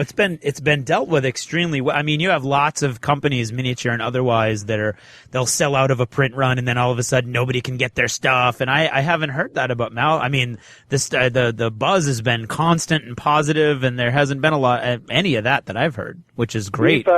We've constantly been cracking the whips on pretty much anyone we can find. Good. So I approve of whip cracking in general. What kind of, people, it's kind of interesting. People are always fascinated with new game companies, especially those that are moving from, this is a pretty good spot to stumble, and it doesn't seem like you guys have stumbled, but what were some of can you give us a couple examples of the big challenges and how you kind of overcame them? Well, I mean, obviously the first one was ramping up production. I think we probably sold more miniatures in the month of Gen Con last year than we had in the history of the 5 previous years of the company selling miniatures for painting. So that, and then the next month was even bigger. So that alone was, just getting our heads around it and getting all our suppliers' heads around it as well. That's where the whips came in handy. Nice. But beyond that, there's been a lot of questions, and obviously we won't lie, there was errata that was needed for the game. So there was constantly making sure that the players and people who were buying into the game just understood how committed we were to making sure that we were supporting this with everything we had. And that just took a lot of time and effort and losing a lot of sleep. I can imagine. That's interesting because I wouldn't, like my impression of you guys, it's interesting, was that, you were very committed. So was that through the forum communities or things like that? Or a lot of, obviously a lot of it, the forum is our sort of public voice, our public outlet. And obviously a lot through the commitment to really customer service. I think a lot of the companies we've seen in the past have fallen down on that, where they just get overwhelmed and customer service is the first thing out the door. Right. And so as manufacturing increases, mispacks increase, other little errors slip in there, and then the customer service isn't there to back it up. So really that's actually been a big challenge, just always remembering to not forget the little things, because that's what really gets the loyalty, and that's what we needed, especially in those early days. Well, that's awesome. And I think to echo Raef's point, I think it was I'm sure from your side you're seeing all the the challenges. But from this side of the fence, I haven't really heard a lot of people talking about supply problems or rules challenges as much as, hey, Malifaux looks like a cool game and we started playing it. We love it. And so you guys have done a good job. It's clear that you're very focused on making sure that that information gets out there and people get what they need. So that's great to hear because from this end, it always feels like, everything is going wrong. Well, and the squeaky wheel gets the oil too, right? So you're hearing the complainers more than the rest. But there's definitely. I mean, we get a lot of emails. Gosh, I'd say like 3 emails every week on Malifaux, even though we did the episode way back when, and they're all like, "Oh, we love it. Thanks for turning us on to it," so on and so forth. Always new people finding the game, and it's achieved a resurgence, thankfully, locally too. Very excited about that because for a while it was. Russ and myself playing each other, and then a couple other guys. It's more like any gaming community. There's so many games we That's stick true, with. but lately it's really started to pick up again. Let me ask you this, Eric, because Russ, before you do that, I have to give Eric one more accolade. Sure. Russ, you weren't there. So, Eric, last night, as a matter of fact, a D6G listener wanted to meet Russ and play Malifaux. He brought his Malifaux stuff, and he knew Russ out of all the games. He's like, "Where's Russ? I want to play Malifaux." So I forgot to tell you that, Russ. Oh. Yeah, I had work to do, unfortunately. So let me ask you this, Eric. Last year, I remember in our interview we talked about some of the nervousness of Gen Con, and you were nervous. You guys were all like, were you going to have anybody come buy our stuff? Is it just going to be, crickets while we're there? And, of course, you had lines on day one. It was really exciting. How does it feel this year going into the con where your biggest challenge may be, did we print enough, as opposed to that we're going to sell? I mean, I won't lie. To some degree, it's almost more nervous because I mean, honestly, there's a situation now where so many you see so many first game books come out and then either nothing or half-hearted follow-ups. So we've really thrown ourselves into trying to make a very strong and really show a second book which improves upon the perhaps mistakes we made in the first book. Of various errata, hopefully keeping that down as much as possible, and just really letting our imagination flow, and just showing our customers that we're pushing the envelope to the next level, and we're not going away anytime soon. Nice. So really, on this, to me, it feels like it's just sort of the longevity of Malifaux is almost more dependent on this book 2 than it was on book 1. That's an interesting point. So there is. I mean, there is nerves. I won't lie. And I think to some degree, as from the designer point of view, a lot more of my, book 1 was in a lot of ways conservative. We cut the things. We talked last year about how we left quite a few things out just because we had too much material. And that stuff was stuff we really liked, and it was really stuff that was maybe perhaps a bit more complex, a bit more challenging, and really just a bit more of a look into my imagination. Mm-hmm. So in some ways, book 2 there's a lot more me on the line. Book 1 was more conservative in some ways. Yeah. The models are more challenging to play. The encounter section is more expansive, and you just have a lot more interesting options that can either go over wonderfully or, as if the nightmares play out. Well, let me ask you that. Let's everyone's like, well, I'm out. So it's interesting. So let's get into the new hotness now, which of course is, you got 2 big announcements coming up for Gen Con. Let's talk about the first one first, which of course is the new Malifaux expansion book, right? What's the official name for that thing? Official name is Malifaux Rising Powers. Rising Powers. Now, what was your approach to this thing? How did you guys decide, your first expansion, how is it going to roll? You're not going to go the Army book format. You're going to go with a 1-book booster kind of thing. How did you guys think that all through? Well, like I said, and I just mentioned that we had a lot of material after the release of book 1, and we wanted to figure out a place, because a lot of it we loved, and we had a bunch of miniatures that didn't make the cut. We had a bunch of concepts, like Henchmen, that didn't make the cut. However, we were in a situation where we really didn't want to, get 1 year into the game, rules bloat the whole thing, just by releasing a second book with another 70 pages of rules to memorize, and just totally throwing people off. So the rules, ultimately the core concept is to still keep the rules as the core rules as lean as possible, but giving the players a lot of new models to play with. All the things around the periphery, the core is lean, the periphery is as colorful and interesting as we tried to make it, or as we could. So there's a lot of new, rather complex and interesting models. a lot more encounters to play. You know, that's the stuff that makes a fun game, but isn't necessarily like you need to commit this to memory to even play the game. And that's really the sort of design philosophy we went with for this book. Just give more toys, but keep the basic structure relatively the same. Well, let's get into that a little bit. So this episode is going to be coming out the week of Gen Con. And so people will be getting their hands on it at Gen Con, the book, right? And they'll be spreading rumors about what's in there. So let's give you the chance to kind of like set the record straight right at the same time that the rumors are flying on the internet. So not that there's anything not exciting in there, but let's make sure everybody gets the right information. So you just mentioned that the book is mostly sort of like expands your options as a player of what you can field, right? Essentially, is a big part of it. How many new models are we talking about in this thing? We are looking at approximately 80 new models. Wow. Now remember, folks. You left book one with 100 models, and actually we're going to Gen Con, and there's only a single model from book one that isn't released. Wow. That's awesome. Well done. That's awesome. And so we really have to, people are going to get bored if there's no new toys every month. Yeah. Right. So we had to make sure that we had a solid list, and giving. I mean, and really the goal was we have at least one new master for every faction. Mm-hmm. We have at least one new henchman for every faction, and as you'll see, that is pretty much the essence of the new rules in this book. Right. And then we wanted to make sure that every existing master got a few more options. Cool. Some masters more than others, and some obviously after playing book one, some masters needed more options than others. So all in all, that sort of added up to about 50 models, or not 50 models, 70 models, and then we thought, we need to give the Gremlins a good punch in the arm, so they have a good solid 10 models coming out just for the Gremlins. So is there a new faction, or is it sort of everybody's expanded, or are the Gremlins enough of their own thing now to be considered sort of their own little group, or how does that work? Well, I mean, obviously, from the start, I think we've never seriously discussed another faction because in a lot of ways the Outcasts encompass everything else you'd need, right? The other. I mean, the others, you can't play Victoria with Leviticus with the Gremlins. I mean, they're each kind of. I mean, you could look at it as they're each their own faction in a lot of ways.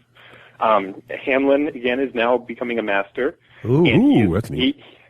He's just like the other Outcast masters, where he really has his own thing. Well, that's an interesting little information. So you're telling us that the story's sort of evolving, then, right? That the story is definitely evolving. Awesome. Very cool. And he is at the core of the fiction. Nice. So I mean, if as events unfold in Malifaux, some changes happen with Hamlin, and I think he drives the storyline in a lot of ways. So that's awesome. So 70 new. I have a question there, Russ. Go ahead, Raef. With the new masters, Eric, is it that you still can? I mean, the masters with the new powers that got changed. Is it you can still play the masters from book one, and then there's book two version, or is it book two supersedes? So if you have Victoria there, that it's the new Victoria. Oh, there is no. We didn't redo any of the models. So you can. Book one Victorias are still their own thing. They got a few more options to add to their crew, but the models themselves are the same. Right. As a player who plays Victorias, what would those options be? Well, you'll have to wait to see. Come on, it's got to leave something. Okay, so that's awesome. So we got 70 new models. You got new. All these the great new fiction. 80 new models. Or 80 new models, right? You got great new fiction in there. But there's what kind of new core rule concepts are there? You mentioned the encounter system. What is that about? Well, the encounters, one of the really the core goals of Malifaux is actually not just create a game where I line up my guys, you line up your guys, we roll some dice. Whoever rolls higher wins. It's always revolving around this idea that your characters, and again we go back to the character-driven skirmish game, your characters want to achieve something, and it's not just bloodlust in every game you play. So you saw that a lot with the strategies and schemes that you got in book one, but we figured we would revisit this for a couple of reasons actually. The first reason is to give more options. So now, instead of I think we had 5 strategies in book one. Now you have 13 strategies. Oh, cool. One for each number of the cards. So you flip a card and you get a different strategy. Oh, that's cool. Similarly, if you both flip the same card, or if you decide to, you can play a shared strategy where where there's now a description of, like, if you both get treasure hunt or if you both get slaughter, it's a unique description. So there's no sort of that ambiguity of what happens if we both got the same strategy. How does that work? Oh, it tweaks it. So it becomes like a third strategy almost. If you both get treasure hunter, it's sort of like a third spin. So, and they do work different, and the victory points work out. Oh, that's cool. I like that idea. And then finally, we also reworked 5 basic core strategies, which we felt we could best balance across all crews to be a much more robust core for organized play, for tournaments and such. So you weren't running into a tournament and then being like, oh, I brought a crew that's horrible for this type of scheme. So we ended up with these 5 core strategies now, which are really much more vetted for a tournament setting. That's awesome. So now, as far as that sounds really interesting, and I can't wait to see. One of the things, my favorite things about Malifaux actually is the scenario system. Yeah. The way you guys do the encounters is really interesting. It's fantastic. I like that too. Yeah, and it's actually got the slight rework too, and this is something that I've always pushed, but I didn't probably push hard enough in book 1 because people didn't really pick up on it so much. But actually, you pick your faction now before. The first thing you do basically is pick your faction. Then you figure everything out, and then you pick your master. So instead of really having people focus on, to win a game, focusing on a single master, and they know what they're bringing, they'll pick a faction, and then their masters are really, in that faction, are really create sort of a toolbox for them. Oh, interesting. That is interesting. So I mean, you'll start seeing that as we put together our organized play rule. You'll start seeing that a lot more. Whereas we're gonna have faction specific awards. So, you go into a tournament and you go into a tournament and say, I'm playing Outcast. Now you have the option of any Outcast master during that tournament in various ways. So then you win the Outcast first place award. Oh, cool. Oh, neat. So to become a true master of Malifaux, you're going to have to get the first place for all 5 factions, showing that you know how to use them all. Well, let me ask you this then. So you're saying in organized play, I've heard of organized play, where you have maybe 2 lists to choose from, but you're saying it's a little more flexible than that even, right? In your organized play idea. I think, well, I mean, obviously whatever tournament supervisor or organizer you have will have the choices of how they want to do it. But yeah, for not this Gen Con, but future tournaments, as we're still just getting our organized play together, sort of the big Wyrd tournaments, you'll come and you will just have to sign up as a faction. Oh, cool. Pretty much anything. Once you figure out your strategy, once you figure out your other guy's strategy and what the other guy is playing, what faction he has, that's when you start putting together your list. I mean, so there's cool. List building strategy and the ability to take 5 minutes before a game and figure out what's going to be best. It's sort of like draft. It's like an open draft or something in Magic. You're building it right there on the spot, kind of thing. Yeah, a little bit, except for the fact that you know what your pieces, your cards are essentially before you get going. Right. So really, there's drawing from that, really giving that sort of strategy and thinking quick on your feet, getting rewarded sort of feel to it. That's interesting. Again, very unique. You guys are really good at these unique things that have really thinking never out really. of the box. Yeah, it's interesting. Thinking out of the box when it's kind of people are used to doing it a certain way, and you guys are able to attack it from a different way. Now let me ask you. Go ahead. It's an uphill battle, and sometimes because you have people be like, oh, this just doesn't work, and I'm like, well, you're not looking at it. Yeah. It's just not how it's done, Eric. It's not done that way. Right. So let me ask you this. So let's keep on I want to kind of focus on any of the sort of core rule changes that might be in the book. Yeah, I have a question or on that when you're expansions. So you mentioned also henchmen. Yeah, which show up a couple times in the original. They were in there a little bit, but can you kind of give us the overview of how did henchmen sort of what do how they do do? you flush them Who out, are they? or what is the big change there or addition well, there? Henchmen are introduced here, but you'll find they will continue to evolve because actually the henchmen in this book don't even sort of address as they were introduced in book 1 because we had to really to make them work. We couldn't keep them as open-ended because we didn't want to throw the balance of the entire game off to do it.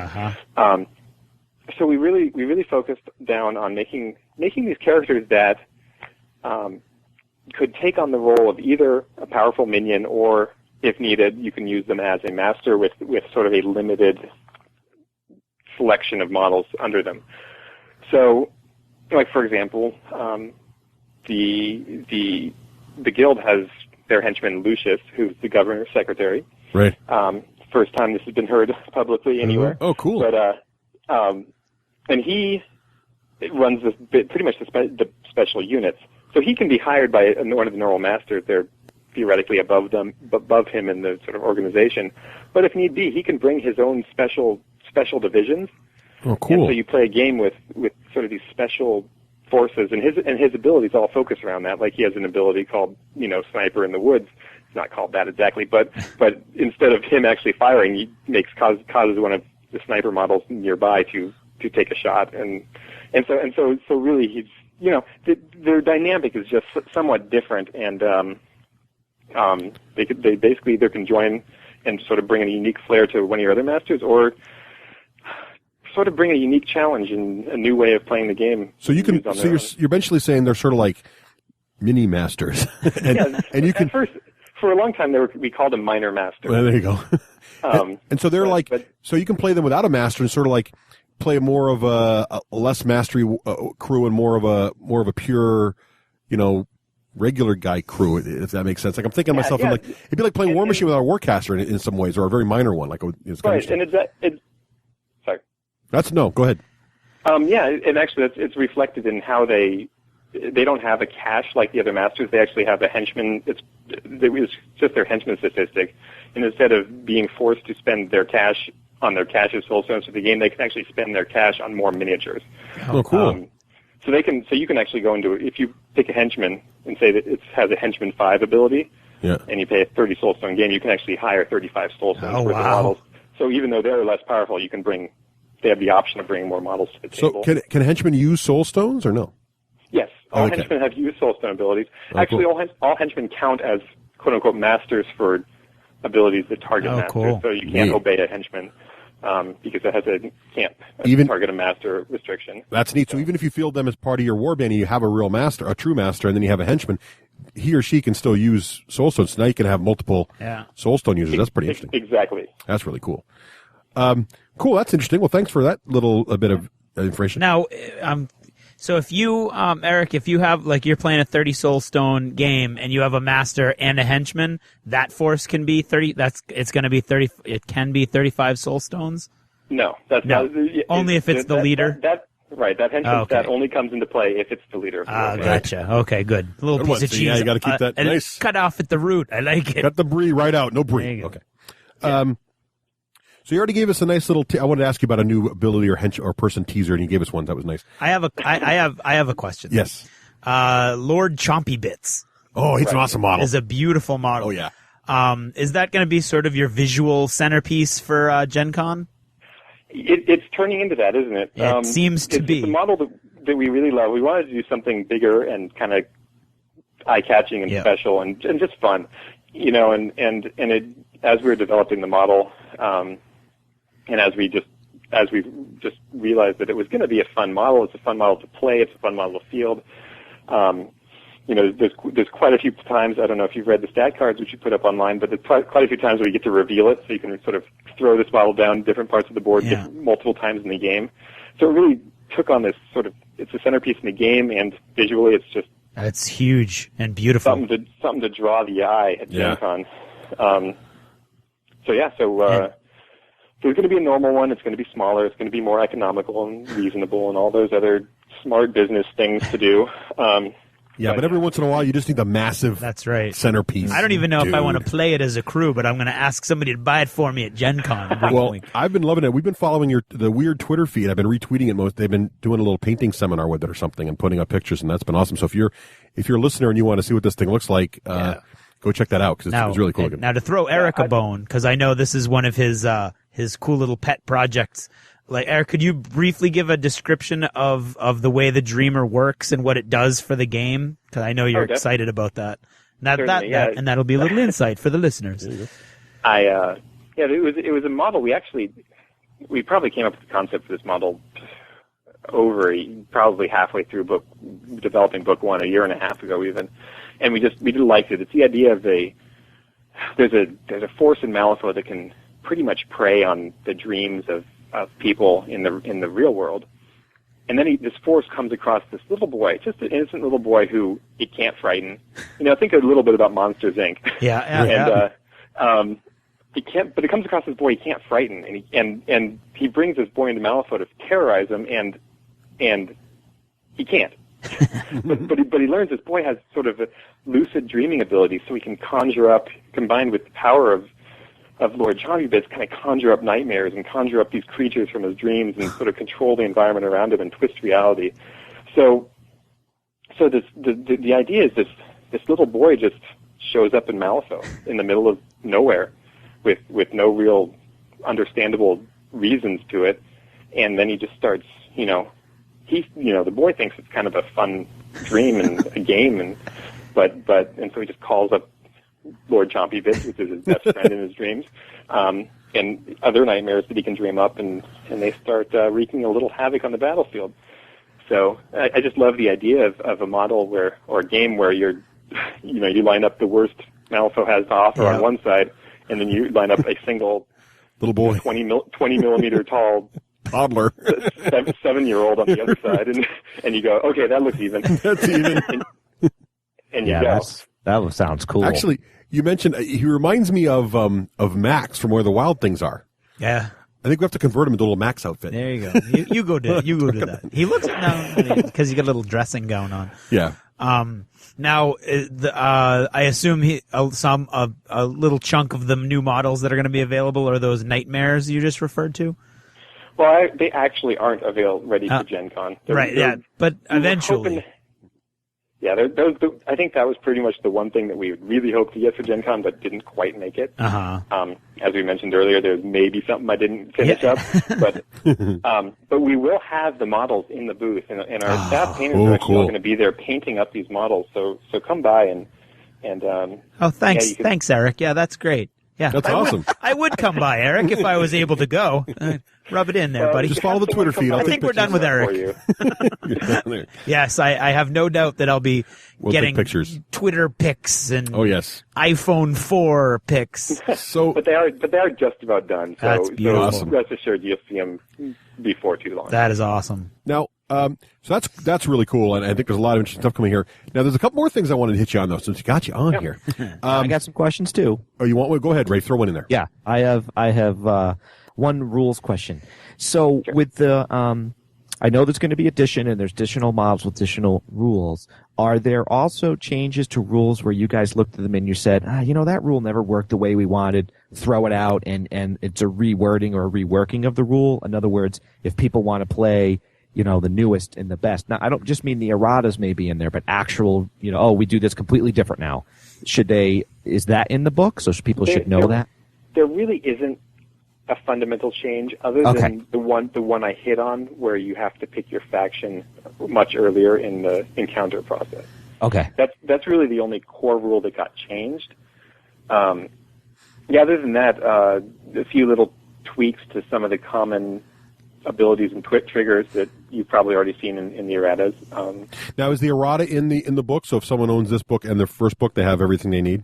It is not. Okay. Because the core rules aren't in there. We are continuing, and one of the reasons why we're still finding things that we want to improve. Sure. And we're constantly working on it and constantly sort of vigilant, and things keep coming up, which is one of the reasons why we haven't completely, done an updated version yet, because we don't want to have to do a Malifaux 1.1, a Malifaux 1.2, a Malifaux 1.3. Yeah. Right. So we're really focusing on it, and we're keeping an eye on those rules. And really, we have our whole team sort of working on sort of our perfect dream edition, which is on the horizon out there somewhere.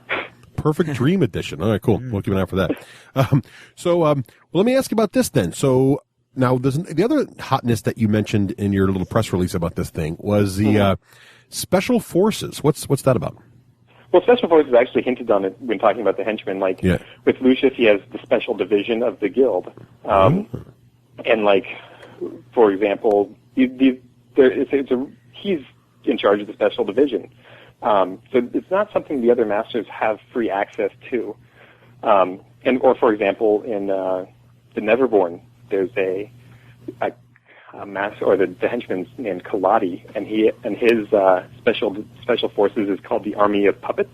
So you'll see a lot of new puppet models in the future. But so there are these forces that have sort of a unique play style. So you if you play Kaladi, you would end up playing you'd have nothing but voodoo dolls basically on the board for your entire army. That's cool. So you end up with, I mean, played on their own, they end up being quite themed. Yeah. But you'll find they also have quite a few. I mean, these special forces, while not fully presented in this book, will give you a hint at what's coming up for book 3. Oh, very cool. Cool. So, really neat. Raef, did you have another question? I did. There's a lot of different themes that I think are cool, and I like reading in the book. So you have the Victorian theme, and then there's the horror theme, and then there's the creature theme and the goth thing, and it's all blended together. I wondered where the stitched little rag dolls with the peg leg and the one missing button eye, what was the origin of that in your creativity? The sort of puppets and dolls goes way back to during development of book 1. I mean, obviously you saw them represented visually in book 1, but barely in terms of stats. So it's actually, I'm having a hard time racking my memory to remember how we sort of latched on to the idea that dolls were creepy. And these dolls are. Yes, they are. It's been what, 20 years since Chucky, so they need a resurgence. Right. Maybe dolls are the new zombies. Right. Dolls might be the new zombies. I mean, if you look around the internet, I think you'd be hard pressed to find a miniature company now that's not making voodoo doll miniatures. Right, there you go. It's very hot. Now, so you got this whole expansion. It's all done, right? It's printed, and you're going to have them at Gen Con, and we can't wait to get ours. Yep. What are you guys most proud of in the expansion? Is there one or two things you can kind of hang your hat on and say, yeah, I'm really excited I got that in there. That's really the part I like the most. I think my development team, I came up with the 5 masters for this book, I don't know, 8 months ago. And my development team is a bunch of really smart, great guys, and they pretty much said, this isn't going to work, Eric. And I said, yes, it is. So, I mean, I think all throughout alpha testing, all throughout development, all throughout beta testing, I just was sort of convinced that this stuff was both really cool and was going to work.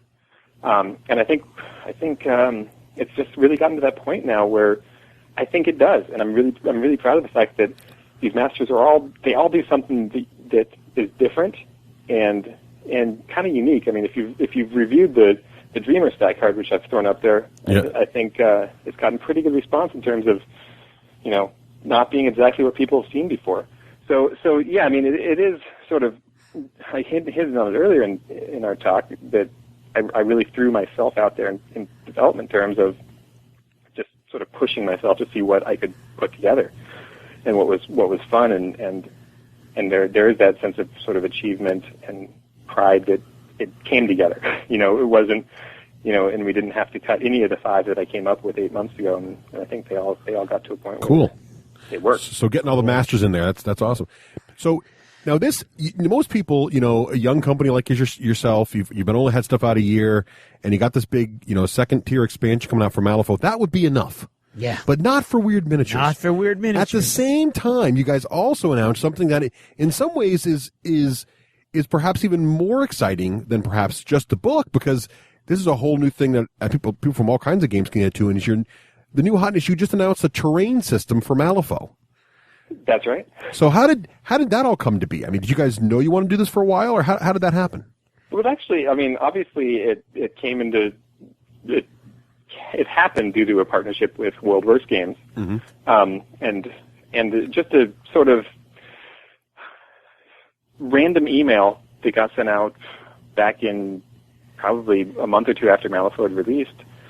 And we just started talking with WorldWorks, and at first, they've long been doing, great PDF terrain. Mm-hmm. And so we started talking about just, hey, you guys want to throw together some PDF terrain for Malifaux just to give people options. And as the talks progressed, we realized, Denny over there, the owner of WorldWorks, he had some, I mean, he's as inventive a guy as you'll find. And he had this thing that he was just sort of sitting onto, holding onto, and it was called Terraclips. And we were like, well, that would, it just sort of evolved through our conversations, and we believed in it. He'd had problems in the past making it a reality. So really, a partnership was forged, and getting the thing manufactured for a reasonable, so we could sell it at a reasonable cost. There's just been hurdle after hurdle to get it to market, but it's finally there. It seems nice. In a lot of ways. Well, I mean, I don't know if any of you guys have played with WorldWorks games. I mean, obviously, it's the package will come with, I think all 3 sets come with 16 punch boards. I mean, so they're mounted. I mean, the beautiful graphics that WorldWorks Games does. Mm-hmm. Yeah, they look amazing. I've seen pictures. They look phenomenal. They do look beautiful. I mean, they really take it to that other level in terms of visual appeal. So it's mounted front and back on basically board game board. So you're talking about something that's sturdy, right? Okay. And then there's this clip system where basically, I mean, it's relatively simple, but it clips the pieces together at various angles, and you very quickly can build up an army, not an army, a pretty much army of rendered, buildings involved game board. So I mean, really, literally, you have your 3x3 Malifaux game board, and every inch of it is going to be this sort of beautiful texture. Now, is one package enough to do a 3x3 thing, or do you need all the packages together to make 3x3? One package is enough to do about 2x3. Okay. So you're going to need 2 packages. 2 packs, right? Okay. Our goal, I mean, our goal from day one was to make sure people could get one of these beautiful boards for Malifaux for under $100. Yeah. And we thought, we looked at those terrain on the market and saw people were, $70 for one resin building, and we were like, that's just not going to cut it. Right. Right.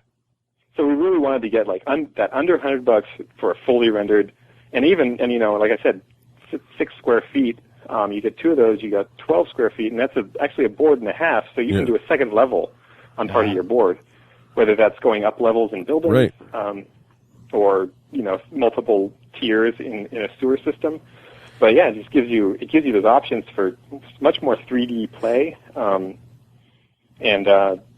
really just using your imagination to create and the fact that it's completely modular, breaks down and packs flat, just gives the individual gamer all the way up to the game store just options for creating these beautiful boards out of. Well, I think it's really cool. I think you did achieve your.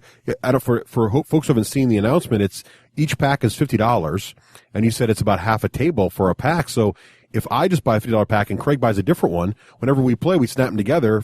And then if Raef gets a different one, I play Raef, we snap them together. Now we get different tables every time we snap them together. And so exactly. Now how long do you think is it the kind of thing that once you snap it together, you're probably going to leave it up, or is it easy enough to tear it out and pick up that you could make it sort of semi-portable?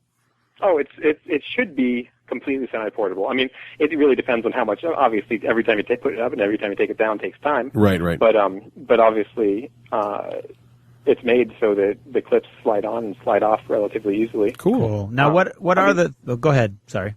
They're firm enough where you can pick up one corner of the board and it supports it 3 feet away from you. Oh wow! Wow.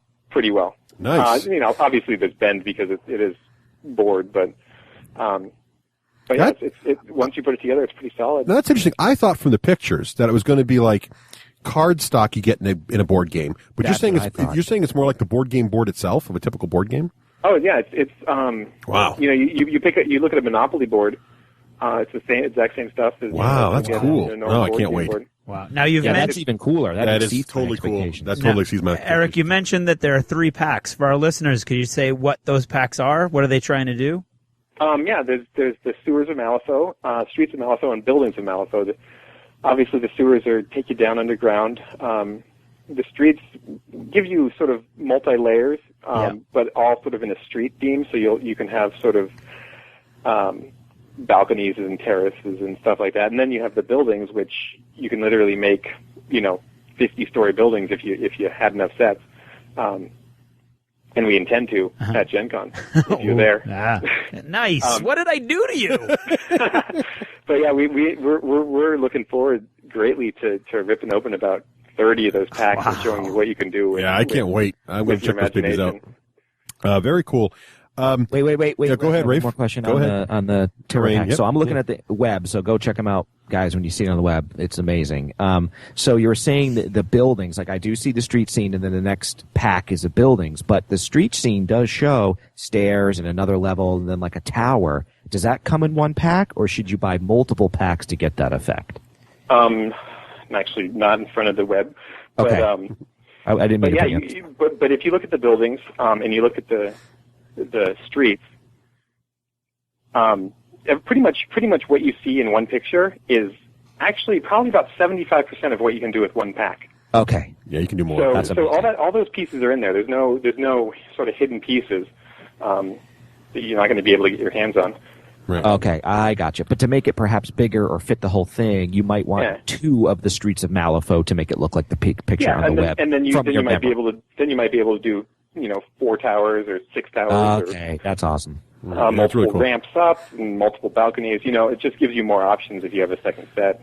And this stuff, it looks like it would work with, I mean, it's 28 millimeter, right? Or so it would work with just about any sort of steampunky or Old West game you're trying to do. So it's really got a lot of flexibility in addition to, of course, being perfect for Malifaux. So it's a nice. Oh, definitely. And in terms of flexibility, we actually have, it all depends on how well this initial release goes, but we have tons of ideas for future sets. Yeah. As well as sort of booster sets, like we were talking about doing a damaged wall section. So, as you know, in Malifaux, you can actually break terrain. So you'd be able to break a terrain, snap out a little piece of the cardstock, and put in a damaged wall section. So really, there's sort of infinite possibilities for expanding the system. Mines, Old West, sci-fi, modern. I was going to say, really the sky's the limit. We just need the. It all depends on how well it does. Well, I'm excited. It would work for fantasy. It would work for 40K. Right. It would work for D&D role-playing. And I'm excited, too, because I've always liked WorldWorks stuff. Their artwork and their artistic angle is very, very good. Yeah. I'm just not the guy who wants to assemble all the paper buildings. So I'm like, it's too much work for me. But this sounds like the perfect compromise. You get something that's really nice with their great artistic abilities, and yet it's not. It's easy. Printing's tough for WorldWorks. I mean, I don't have access to it. Like, we have a friend who's got an entire modern city block for zombie games from WorldWorks that looks awesome, but he works at a company that's got really good printers. So that's all I'm going to say. Yeah, we actually did a few. If you go to the WorldWorks forums, they have a few guys doing some math calculations, and they're finding out that actually buying PDFs and printing terrain, printing it, cutting it, buying all the materials, you might actually come out behind if you buy the pre-made stuff. I believe that. Yeah. And the pre-made stuff's mounted on this heavy board, and actually the clips are stronger than the self-made clips. So awesome. So let me ask you. So that's amazing. So you guys have a lot of new stuff coming up, and when is all this stuff coming out? Is everything we talked about here today going to be at Gen Con and going to be at game stores in August, or is it'll be in Gen Con, but you got to wait till end of Q3 for everybody else, or what's the scoop? Well, it is all going to be at Gen Con. Mm-hmm. That's assured. We are worried about running out, honestly, from the responses online and the interest that we've had.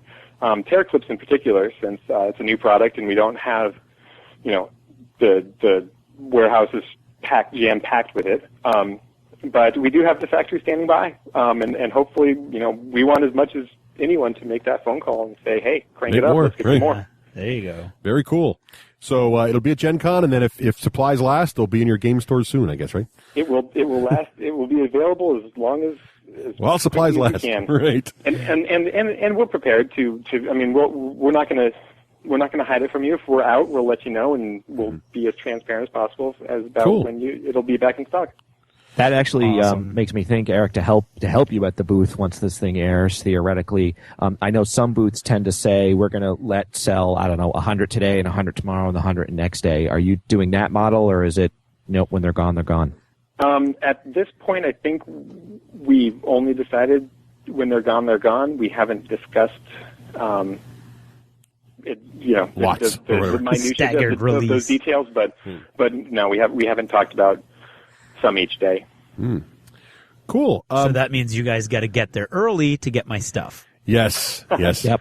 So you need a case of Terror Clips. Yeah. You need, you need 6 demons. We're the far side of the hall, so you're going to have to practice the run, or some more Wow. fit people are going to get there ahead of you. Very cool. Oh, Yeah, great. you were like, I remember it was like hard. I always got lost trying to find you. I went back to that booth like 5 times just to look at the models in the painted case, and I needed Craig to guide me there. I thought it was in the sewers. Maybe it Well, we was have a just nice- because I nice enjoyed big it. booth. Yeah. A nice big Awesome. 6 booth island this year. So. Ooh, Wow, nice. look at you guys getting all big and whatnot. That's awesome. Yeah, I know. Look at that. That's great. Awesome. That's really good. Up there with the cool kids.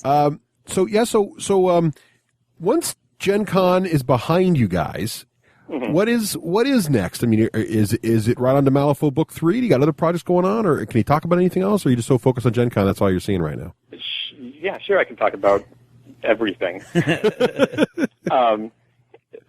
Book 3 is already under production, or already under development. I have. Nice.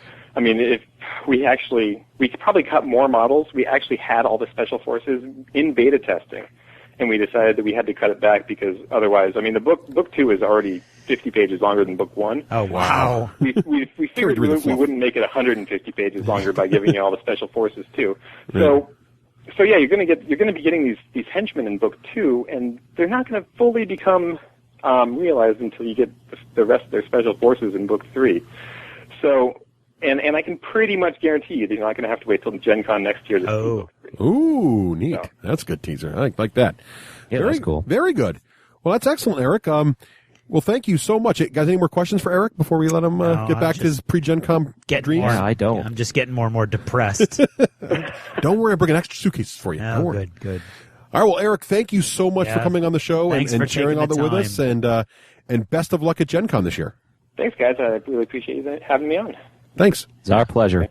Bye-bye. TheWarStore.com, bringing war to your door since 1999. The War Store offers the best prices on the net and features such products as Games Workshop, Privateer Press, Sable Designs, Flames of War, and many, many more. Order at TheWarStore.com, that's TheWarStore.com, or call 631-765-0047. That's 631-765-0047. TheWarStore.com.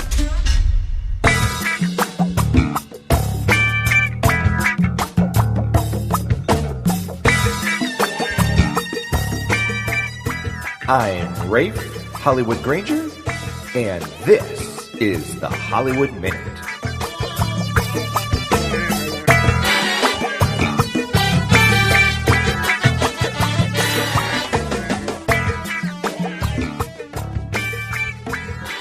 And this Hollywood Minute is a great message. Seriously, no sarcasm. I think this is great. Here goes. Another message from Adam to his dad, Wally. Now that the birthday niceties are out of the way, I would just like to say that the Skaven are coming for you. Never again will they suffer such a humiliating defeat from the warriors of chaos. Your doom awaits you in the Under Empire. That's a great message from Adam to his dad, Wally. And, oh, Andy, as in my local game grouping, Andy. Oh, I guess age 40 it is. Okay, little housekeeping here for the Hollywood Minute. First of all, let's talk about the Play-By podcast. Yeah, I didn't get to it again. This time I have no excuses. It really stinks, too, because a listener sent in a really cool gnome wizard slash, I'm not looking at the sheet, but I remember it being a wizard class, warlock class, which I thought was really cool. I don't know, mainly because I guess their urge to write summer dungeons has passed. I've gotten suddenly busier, and so it became a chore to have to do it for the Hollywood Minute, and I never wanted the Hollywood Minute to be a chore. I'm not going to shelve it forever, but that's where it is now. Also, did get a few kudos on it. Some people liked it, and we did get one character mail in, so I thought, perhaps it was not really that much, looking forward to by the listeners. And again, I'm not looking for false praise or anything like that, but, it does keep you going when you get the emails and stuff. So again, my point is I don't want a whole bunch of emails to just say they like something if you don't. That's totally fine. I'm good with it. I'm just saying that I don't think I'm leaving that many people in the lurch. to go back to the regular ramblings of the Hollywood Minute. And speaking of that, I happened to catch a couple forum posts and a couple of iTunes write-ins where people have noticed that I have been, talking more on point, let's say, instead of just inane ramblings. And to those people out there, I appreciate the write-ins, and for my supporters that have been there all along, I appreciate that as well. So let me give you a little bit behind the scenes. You know that one of my goals, and if you're a new listener, you know now, one of my goals was to always be honest in the Hollywood Minute and express how I really feel about things, even if it would end up being embarrassing or hard to say. And by the way, I really liked Craig's last Do You Ever Notice, and I did like Russ's rant too. So something I've always strive to do, and I'm going to do here again, although this isn't embarrassing or anything, but going to pull back the curtain a little bit. And that is to say, a lot of the times why you don't hear me chime in is I take a conscious effort that if Russ has said something or Craig has said something, I really try hard not to just say something just for the sake of saying it or just for hearing my own voice on the radio. It's true when Russ and Craig are in the same room. And as you know, they'll often have a very good dialogue going there because you have visual cues that can cue when the other person wants to say something. Well, they have no idea when I want to say something. We've tried having a video camera up, but that slows down Skype, so that doesn't work. We tried using an instant message within Skype to say, I want to say something, but that doesn't work. It actually has like a 30-second or so delay. And so it can be really hard for when Craig and Russ want to know I say something. So what happens is I have to start speaking. Now, oftentimes when I start speaking, the way the microphone setup is and the headphone setup is, I don't hear what Craig and Russ say. So they'll oftentimes be saying something, and I'm trying to worm my way in here, and they're saying something, and they might even be responding to me. I don't hear it. So all of a sudden the headphones go silent for, it seems like a minute. It's probably only 10 seconds or so, but it seems like a minute. So I sort of have this discourse by myself, and then the sound sort of catches up and I can hear if they're saying something there. So if a lot of times you hear Craig or Russ stepping on me, they're not. They're just trying to have a conversation, but I can't hear the sound yet in my headphones. But the reason why you've heard me, there's been a main reason why you haven't heard me. We podcast late, so 7:30. Sometimes we weren't signing off till 11:30, 12 at night, and I was just physically exhausted. I don't have the stamina those guys have. Might be different now with Craig with his baby, but I just didn't have the stamina.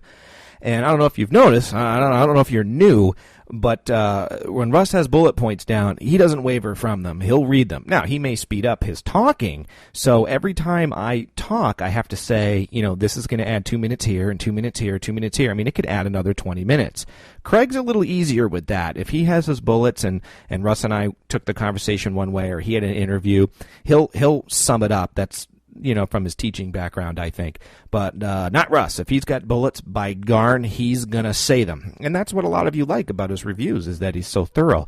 But that's a reason why I don't chime in so much, because I just say to myself, this is going to add 20 minutes to the show, and I think I'll pass out from fatigue or exhaustion. So, why have I chimed in more? Frankly, it gets boring. It gets boring to sit here for an hour and not say anything. It gets frustrating to get here for an hour and not add or contribute to the conversation. And Craig and Russ aren't saying that. They're not the ones silencing me. I was silencing myself. So as I started to get bored, especially in the later part of the show, I had only myself to blame. So I started to say to myself, hey, chime in. No one's going to hear what you have to say unless you chime in more. And so that's taken me out of the role instead of just, interjecting and trying to break up the conversation from a, what can be, in my humble opinion, a bit of a, kind of an endless, stream of talking. Those were designed to sort of just, cause a hiccup or cause a pause, and then maybe I can get a word in edgewise. But what would happen is I just would say the inane thing, and then I'd be too tired or feared making the show drag on too long, so I wouldn't say what else. So I've kind of switched to more earlier shows where I would just, add my 2 cents. And again, Russ and Craig weren't stifling me. It was me stifling myself. So that's why you're hearing more Hollywood. It's been a conscious decision to do that. I'm still going to do the inane ramblings, and I'm sure that, drive some of you nuts, and that's okay. That's what's great about having the three of us, is there's a personality type for everybody. We all have our staunch supporters, and we all have our detractors. I think that's what makes this show special. Also, what makes the show special is seeing you guys at Gen Con. I'm getting very excited about that. I'm going to miss Craig, and don't really want to say anything more about that. I do want to say that I did get my comic pull, and it was awesome. I've got a nice big, thick pile of comics to read about, as thick as my forearm. I'm really liking the new Mouse Guard tales, so there's some tales done by some other artists and some other storytellers. I'm a fan of Mouse Guard. My kids are a fan of Mouse Guard, so I wanted to tell you about that. And, of course, The Walking Dead is always a huge success, but I was about 3 issues behind on that, and it's been exciting catching up with that. Finished Name of the Wind. And, Limbo on the Xbox 360. I sent a tweet out for that. It's really cool. You get some in-game items. You get an avatar shirt and a little pet. I got that for finishing the game. Did not find all the achievements. I'm going to post a challenge out there. Anybody who likes the stuff I like, you guys will really love Limbo. I'm very proud of myself. I only needed to check the walkthrough twice. I only got stuck twice. So I'll see what you guys think. Let me know. I'd be curious to know what you all think of Limbo, and if you get stuck. Where I got stuck, the walkthrough was pretty cool. So, hey, see you at Gen Con, and for those not at Gen Con, we'll catch you in a couple weeks. Take care.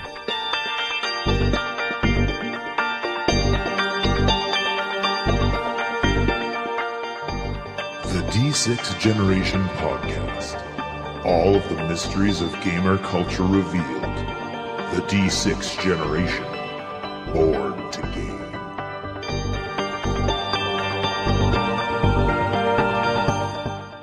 Need to add a big unit to your current force and don't feel like painting that many grunts? Or maybe you want to start a new army and really don't have time to paint it up. That's where PaintedFigs.com can help. For over 4 years, their staff with over 20 years of experience in the industry have been providing gamers with high-quality, affordable paint jobs on miniatures for their most popular games, including Flames of War, Warhammer 40,000, Fantasy, War Machine, Hordes, and even a variety of board game pieces. Their full-service packages include the cost of the models themselves at wholesale prices, assembling, painting, and basing.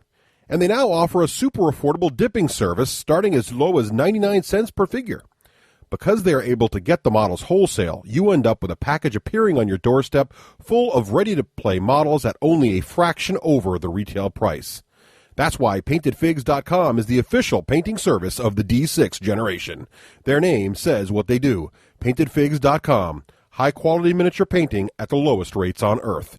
Even with shipping. Be sure to let them know the D6 generation sent you.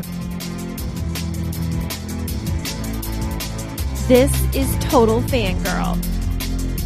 Regular Jane most days, Total Fangirl when the moment strikes. Han shot first. Starbuck is a guy. And Lestat, now there's a vampire.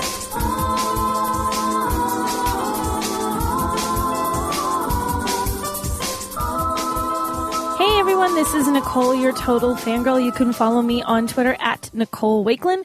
You can check out my blog, TotalFangirl.com. And now I am also on Facebook. I've got a fan page over there. Search out Total Fangirl and you'll find me.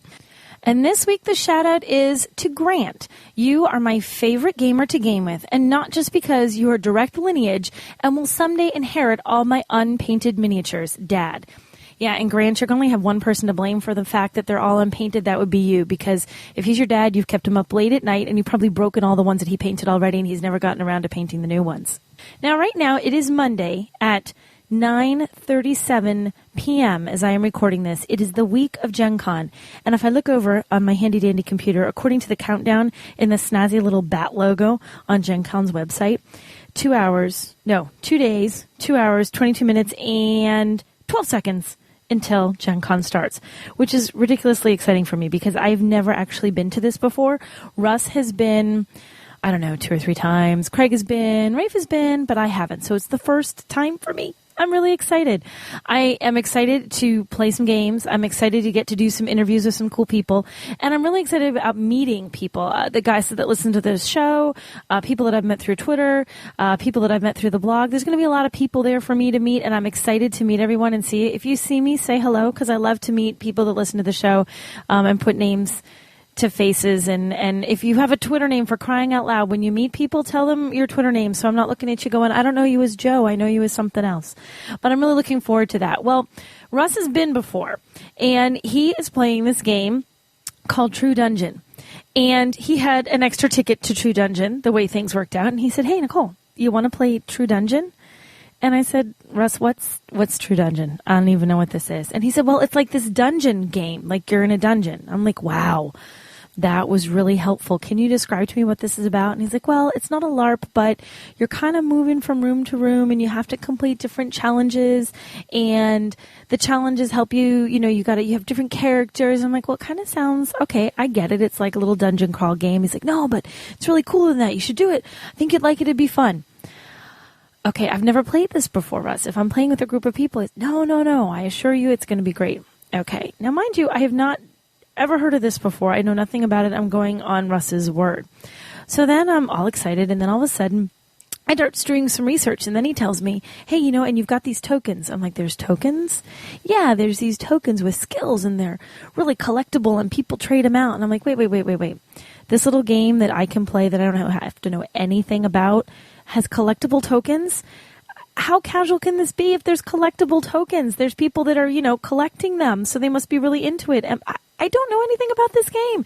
No, don't worry about it. Everybody just handed out some tokens, and it helps them outfit their guy to do different things during the course of the game, and you'll be fine.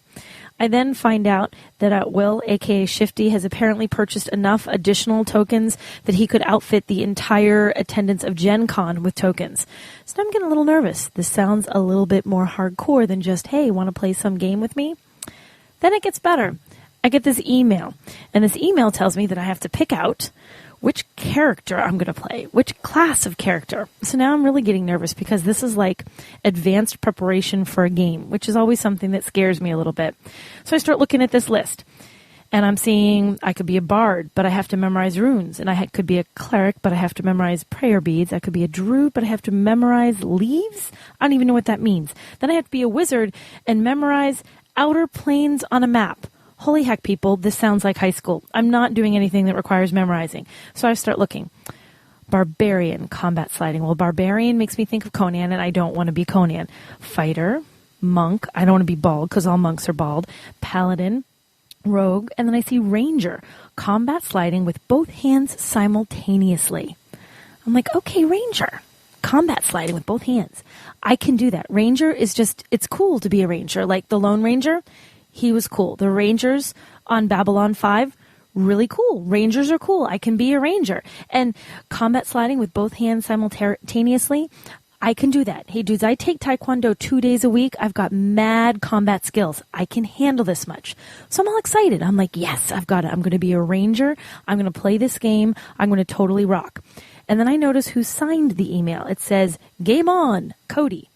And then I look at all the names at the top of the email, and I realize that my little group, my posse, as I like to call it, because you can call it your war party or whatever, but I think being ranger in a posse is way cooler than just being a ranger in a war party. So my posse is consisted of all podcasters. We've got the guys from Game On with Cody and John. We've got Tom Vassell from the Dice Tower. We've got Dan and Sarah from Myriad Presentations. Okay, I love all these people, and just talk to them here and there. Great folks, nothing against them. But if they're podcasters, that means they're going to be talking about what happened at Gen Con. And if they're going to be talking about what happened at Gen Con, and this True Dungeon thing is as cool and snazzy as A, Russ says it is, and B, it totally looks like it is when I look online, they might actually talk about this. Which means if I am a total idiot and I manage to get one of us shot in the head with an arrow, or more likely get myself shot in the head with the arrow and lose the entire game, it's not only going to be on our podcast, because I'm sure that if I do something like that, Russ will make a point of making me unachievements in gaming and a reverse ding sound to tell everybody that I goofed. But that means all those other people can say, hey, guess what? Nicole totally trashed the whole party because she didn't know what she was doing, and her Taekwondo coordination got her nowhere. So I just want to put it on the record right now. If I do manage to get anyone shot in the head with an arrow during our True Dungeon game, they have exactly one person to blame. Not me. That would be Russ. Because Russ is the one who said to me, hey, honey, want to play this game? You're going to really like it. It's really easy. So blame him. Okay, everyone, that's all I've got for you this week. Looking forward to seeing you guys at Gen Con. I'll talk to you later.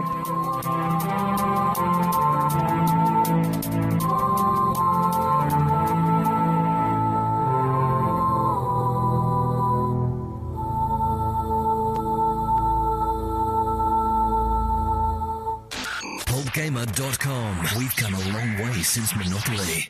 Greetings from Myriad Games, your friendly professional game store. We offer a wide variety of family fun for everyone. With our Anytime Open Play program, you can try out hundreds of different games from our massive game library right here in store.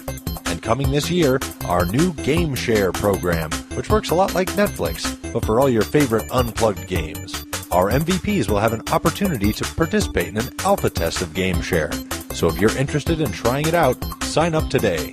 We've expanded our MVP program, offering steel, bronze, silver, gold, platinum, and titanium MVP memberships. MVPs receive a wide variety of benefits, including bonus Myriad money, access to our new achievements program, complimentary open play passes, free shipping, and much more. The higher your level, the more bonuses you'll receive. For more details, visit myriadgames.com/MVP. Thanks for shopping Myriad Games, your friendly professional game store. Welcome back, and now we'd like to talk about, well, a little bit about technology and video games. One of our taglines here on the show is, in addition to everything else we talk about, is topics near and dear to gamers' hearts. Yes. Right? And a lot of gamers are into video games and electronics, and one of the new hotnesses right now is Starcraft 2, which I'm sure we'll discuss in a moment, but I know it's got us thinking a little bit about video games and some of the stuff we play, and so, Raef, I know you want to talk about some stuff. So what did you want to start talking about here in the wonderful world of video games? What I was thinking is, Russ and I sometimes chat in the mornings in our commute in, and we have conversations that start out, we start talking about StarCraft, and then we start talking about bigger issues like entrepreneurialism and stuff like that. And I'm like, hey, maybe this would be a good segment with Craig, going home to take care of his new baby and Karen. And so it's gonna, kind of be themed around StarCraft, but it'll kind of wander around in a Russ and Raef conversation. And, cause you've heard us talk about our gamer lounges, you've heard us talk about our rigs, you've heard us talk about game reviews. It's not going to be like that. It's more just a conversation. Right.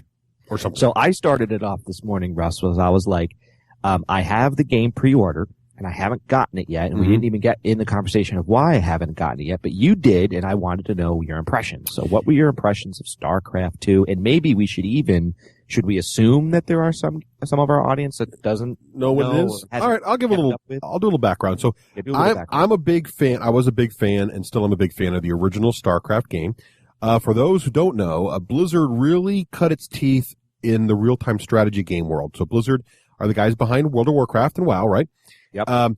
They originally had some other small games, but their first breakout hit was Orcs vs. Humans, which was a real-time strategy game, and it was a huge success.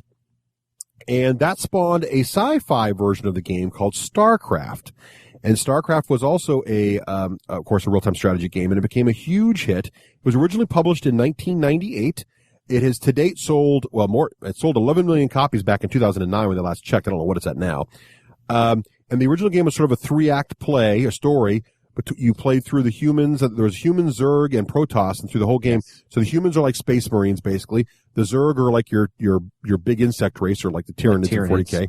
And the Protoss are like sort of like the space elves, if you will, or sort of some really super advanced. I think of them as space lizard men. They look like space lizard men. Because they're bulkier. They're not thin and spindly. I think of them as Eldarish because they can teleport and they have warp portals and things like that that are sort of Eldarish. Very high tech, right? Shields, a lot of flyers, carriers. And what's impressive about StarCraft is not only how long it's been, and it's almost a national pastime in countries like Korea, but it's a worldwide phenomenon. It is. And also, it's one of the few games. I mean, remember, published in 1998, 12 years ago, right? Yes. It was published. You can still buy this game off the shelf. Yes. At like Walmart, Target, Best Buy. It's there in the StarCraft battle chest, right? For like $20. But what other 12-year-old video games are still sold, right? PC games. Right, PC games, and still restocked. So it's an amazingly successful and popular title. And in no small part to the multiplayer ability to expand it and mod it and do all these crazy multiplayer stuff, right? Yeah, and my beginning with the game, too, is, and I think the game was called, the Orcs vs. Humans was called Warcraft. And that is what World of Warcraft was built out of. Right. Warcraft was a real-time strategy game, and it took it took off, but it didn't take off as big as StarCraft, probably because of Raef and Russ's theory, at least in America. I don't know what makes it take off in Korea and the Asian continents, but in America, sci-fi tends to beat out over fantasy. I don't know. Maybe StarCraft was a better game, a better engine. I'm not sure.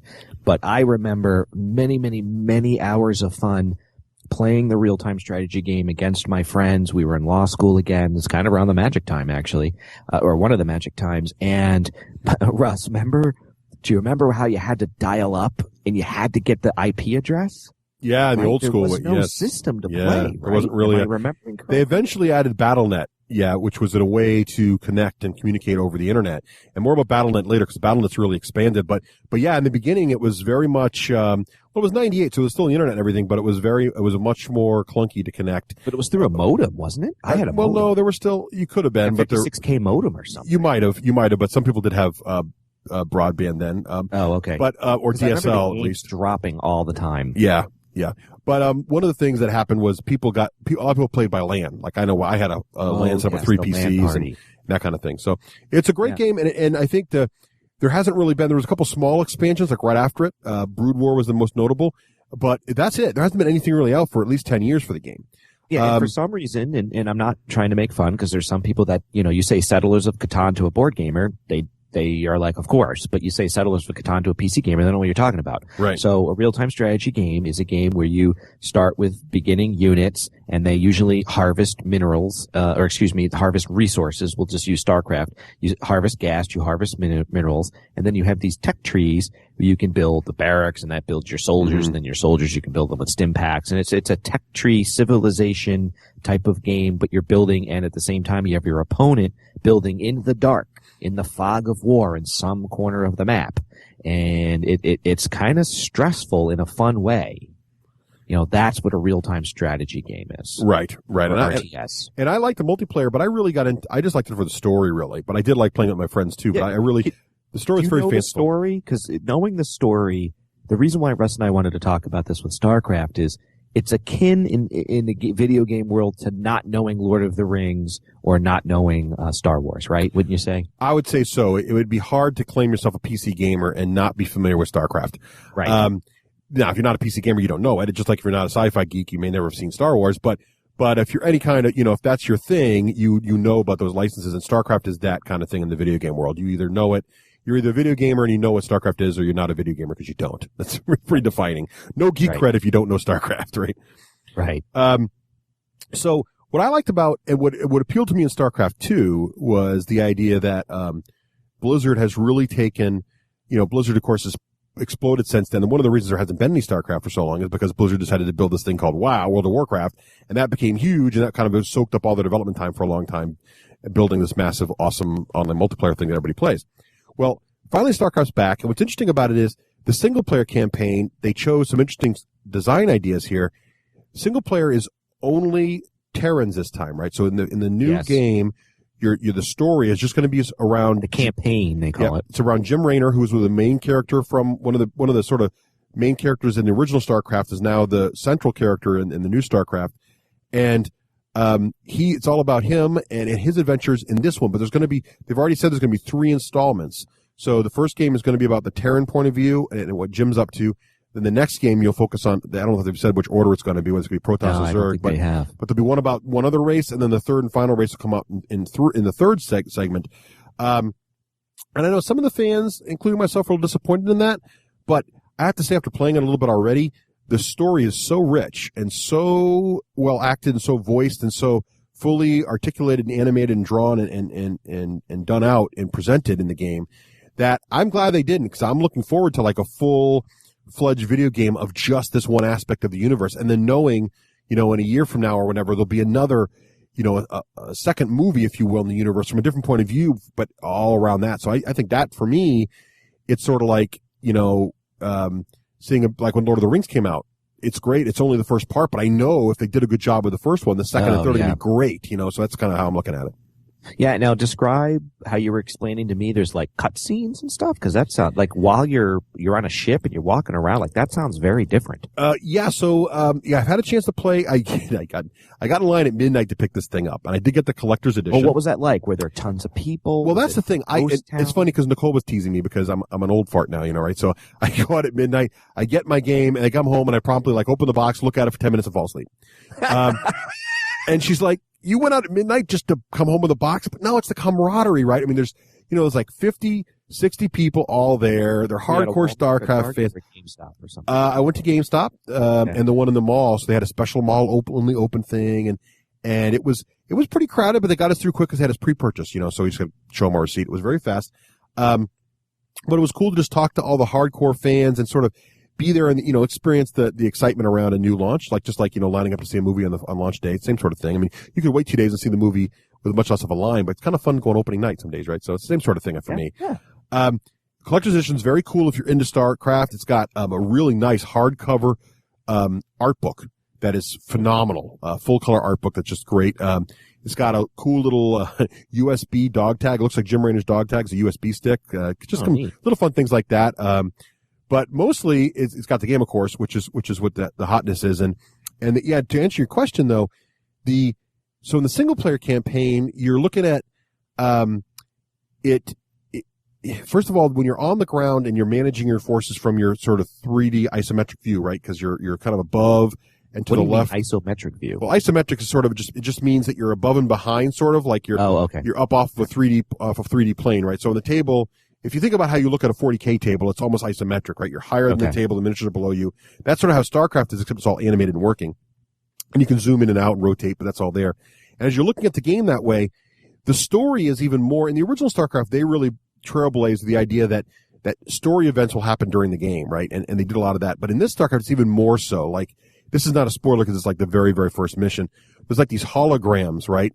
And the holograms there's this big bad guy, Mengst, who from the original StarCraft sort of is now running Earth government, and he's the super evil guy. The parallels, by the way, in this game to the Games Workshop universe, Warhammer 40,000, are there, and they're very strong. And the reason they are is because Blizzard was heavily influenced by Games Workshop in some of their early design concepts, both around Warcraft and around StarCraft. They didn't even hide it, right? Some of the little in-game jokes are all around GW stuff. So the influences are there, and you'll see it. The artwork, they look like commissars. They look like big Imperial shoulder pads, the whole thing. There's almost like eagles everywhere, Marines in power armor. It's very 40K, like, dark future. Yeah, very much that going on. And so there's this evil guy running the thing, and Jim Raynor, again, going at the beginning of the game, is a rebel known issue, fighting him. And so you're seeing these holograms, and you're just walking by him. Now, in the original StarCraft, there might have been a hologram there, and you blew it up and said, bonus objective. But in this one, as you walk by, the hologram's coming to life and lecturing, and there's there's civilians standing around going, in the game. You can see it. And then your guys blow up the hologram lecturing, and all of a sudden all the civilians cheer, and morale boosts, and maybe some civilians will join your forces. And so it's more interactive there in the story. But then between battles, so in the original StarCraft and in most RTSs, between battles, the only thing going on is like little screens will pop up, and maybe there's a head talking to you, and it's voiced. It'll be like there are all these little terminals up there, and then one guy, in the original StarCraft, there was like 4 or 5 terminals up, right? And one guy would talk to you and give you the briefing, another guy would talk to you. There'd be a little argument, and then you'd be back into the game and you'd be playing. Well, in this one, it's much more involved. It's a full 3D rendered environment. Now, you're not walking around like in a first-person shooter, but everything's fully rendered. So you'll see Jim Raynor in the very beginning, he's sitting at a bar. And everything in the bar is in 3D and rendered. There's a jukebox in the corner, there's a bar there, there's a bartender, there's and then some of the things you can mouse over, interact with, and it gives you backstory. So like there's a picture on the wall, if you click it, he's like, oh, that's my old girlfriend, he tells you about that, and like there's another guy standing there, you can talk to him in a dialogue and learn more about his character in the background of the story. Wow, sounds like a role-playing game. It is. It's sort of like, it reminds me sort of like the old point-and-click adventures a little bit. So there's a lot more meat there, a lot more story, a lot more character development. And then as you progress, eventually, I don't want to spoil anything for this, but as you progress, you're eventually in an environment where you can walk around and you earn money from your missions, and you can spend that money on getting better troops, on getting better upgrades for your people. And so if you played are there choices there? I might pick different upgrades that you would pick? Yes, there are. Oh, wow, there are. That's fascinating. So if you play now you're selling me on the single player, because I don't like single player RTS game. I'm in it for the multiplayer, even though I can't play multiplayer because I get too frustrated, but that's another story. I think you'll like this. And I think they took some ideas from the Dawn of War franchise where there was a little bit of an RPG feel there. Some of that's here, like between missions, like your next mission, you've got a branching choice. So there may be like 3 different worlds you can go to. That's how Dawn of War works. To do something. And in this game, if you go there, they'll say, well, if you go here and solve this problem, you'll get a new unit and this much money. And if you go here and solve this problem, you get a different unit. So you may want to go, so depending on how you go, and some of those planets are side missions you can ignore. So the question is going to be, did you go there and get that unit or did you not? And then did you get the extra money so you could upgrade things back at your base? Like, you can pay money. And if you played the beta for StarCraft, you'll know that in the multiplayer, you can building certain buildings, you can upgrade your Marines to have shields, for example, right? Right. Well, in the single player campaign, if you spend enough money, your Marines always have shields at the start of every mission. So, like, there's things like that you can do so that on the ground you're starting off at an advantage. You have to rebuild it every time, which is kind of neat. And there are different units. If you played the beta and you were like, there's some cool stuff in here, but I wish there was more different units. There's more units in single player than there are in multiplayer. And they're different. But they kept it where the multiplayer is a little more thinned out, right? Yes. When you say there's more units, it's not like they didn't give you all the units. Well, in multiplayer beta, now I haven't tried multiplayer with the full version yet. I've been so sucked into the single player. But in multiplayer beta, for example, there's no medic character. There's a transport ship that doubles as a medic. So the transport can carry your Marines or it can heal. In single player, there is a medic. Because in the early campaign, you don't have any flyers. So the medic fills that role. So, like, it's just different. And the fire bats look phenomenal. The fire bats are so cool looking. They're big, heavy Marine armor guys with flamethrowers. But they do a really good job of slowly ramping up. So, cause you're this basically low-funded rebel dude. You got minimal equipment, minimal stuff, and you can just see how the game's going to ramp you up, and all of a sudden you're going to be commanding like. That sounds pretty cool and innovative. It's really, I think it really is, and you really get into the characters, which I thought StarCraft was always sort of about that. So it's really exciting on a lot of levels. It's going to be a phenomenal multiplayer game. We can talk more about that in a minute. It's just going to blow doors off with the competitiveness and the leagues and everything else. But even the single player experience, really, there's a lot of meat here. And I think when you and I were talking this morning, we were talking about the idea, like, what attracts us to video games now, because we definitely like the camaraderie of miniature wargaming and of board gaming. And I think what gets me in video games now is what gets me in a movie. I'm there really for the really good story experience, right? Is that how do you feel about that, Raef? It depends what kind of mood I'm in. So if I'm in the mood for the really good story experience, then it's an Alan Wake type of thing. And I normally don't turn to an RTS for story, even though Dawn of War has it. For me, the games never do what I call break the proscenium arch, which is a theater term where the stage, and this is important because it's going exactly what it sounds like this new StarCraft game did, which is pretty cool. Breaking the proscenium arch is a theater term where you're watching a play, but the audience always knows that it's actors on a stage. Right. And so some plays try to break that, what they call the fourth wall, which is us watching them, by coming into the environment or creating surround sound or going up behind you in the balcony or whatever to try to get the audience to feel as if they are part of the play themselves rather than watching actors on a stage. Mm-hmm. That's how RTSs normally feel to me, as I'm just watching actors on a stage. Sure, there's a really cool cutscene, but then the camera scales back and I'm, got these little micromanaging guys. But it sounds like and the Xbox 360 version of that to me was Alan Wake. I'm like, you play a freaking writer for crying out loud, So did they achieve that goal? You felt like you were part of this story? Well, it's interesting you bring that up. I think now, again, I've only played like maybe the first 6 missions. So, I haven't gone far enough yet to know if the story carries through as well as it seems to be. But yeah, I really feel like, they do a good job both between missions where it still feels like you're in a story and not at a menu just picking what to do next. Like you still feel like there's things going on. While you're looking what you're going to do, there's advisors walking around you. They're kind of chatting with you. It feels almost like you're in a first person RPG, like a Mass Effect, standing there trying to decide and activities going on around you. That happens. There's even some really funny stuff where there's usually TVs on in the background someplace. Like he's trying to watch the news and see what the evil government's up to. And there's these hilarious commercials in there. Things that just really, really funny stuff that really bring you into the game and give you this sort of, there's a jukebox in the background, for example. If you click the jukebox a few times, there's some funny songs in there like, one Zerg, one shotgun, and you. Things like that. Just really funny stuff. And they're fully fleshed out, all this crazy, like, full commercials and just really, really interesting, things going on that bring the world alive and make the world feel like this fully developed universe. And yeah, then even when you're playing the game, these characters' faces that you've sort of known now from the bridge crew and you get to know them, all of a sudden they pop in, like, there's a scene where the voice acting, because it always used to be you'd click the SCV 1998, it would go SCV online or. Well, here's a good example, but they still have that, and which is really fun. But I mean, it sounds like it's a little more part of the story. Well, and here's a good example. Like I just finished a mission where I get vehicles for the first time, and when you're back at my base there between missions, I meet this new engineer guy, and he's got goggles, he's got a certain way of talking, and he's kind of fun. He's talking to me. All of a sudden, this new mission introduces vehicles, and a vehicle bay drops down onto the planet, and he comes on the screen.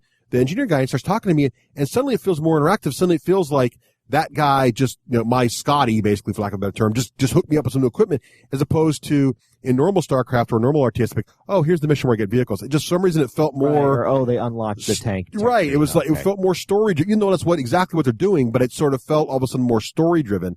So they really do a good job with that. And back to your thing about the arch, because I think there's some interesting things to think about here. What I've noticed is, when I'm playing RPGs, you mentioned Alan Wake, and that's a good example, but is the character in Alan Wake fully voiced? Yes. Yes. Now, that's interesting, because I just recently played two really, really good role-playing games. I mentioned them on the show before. I played Dragon Age Origins, and I played Mass Effect 2. Now, what's interesting is, in Dragon Age Origins, everybody's fully voiced except the main hero. The main hero, you just pick what you want to say, and then whoever you're talking to proceeds as if you said it, but you don't hear what you said. Yeah. Okay? Yeah. And that's because in the old school RPG way, right, that you want to let you imagine your voice, right? So you want to do whatever you want. Well, and also they give a lot of different characters. You could be a dwarf, you could be a female dwarf, you could be a male dwarf, you could be a human, that'd be a lot of different voice actors to make all that work, an elf, make that work up. But in Mass Effect 2, they fully voiced and named your character as Shepard. I think I like that better. And for me, the experience was more, it's weird because the experience is more interactive. So I'm named. It's kind of like being John Marston in Red Dead. And it comes back to StarCraft because you are Jim Raynor, essentially, or you're with Jim Raynor. You are him.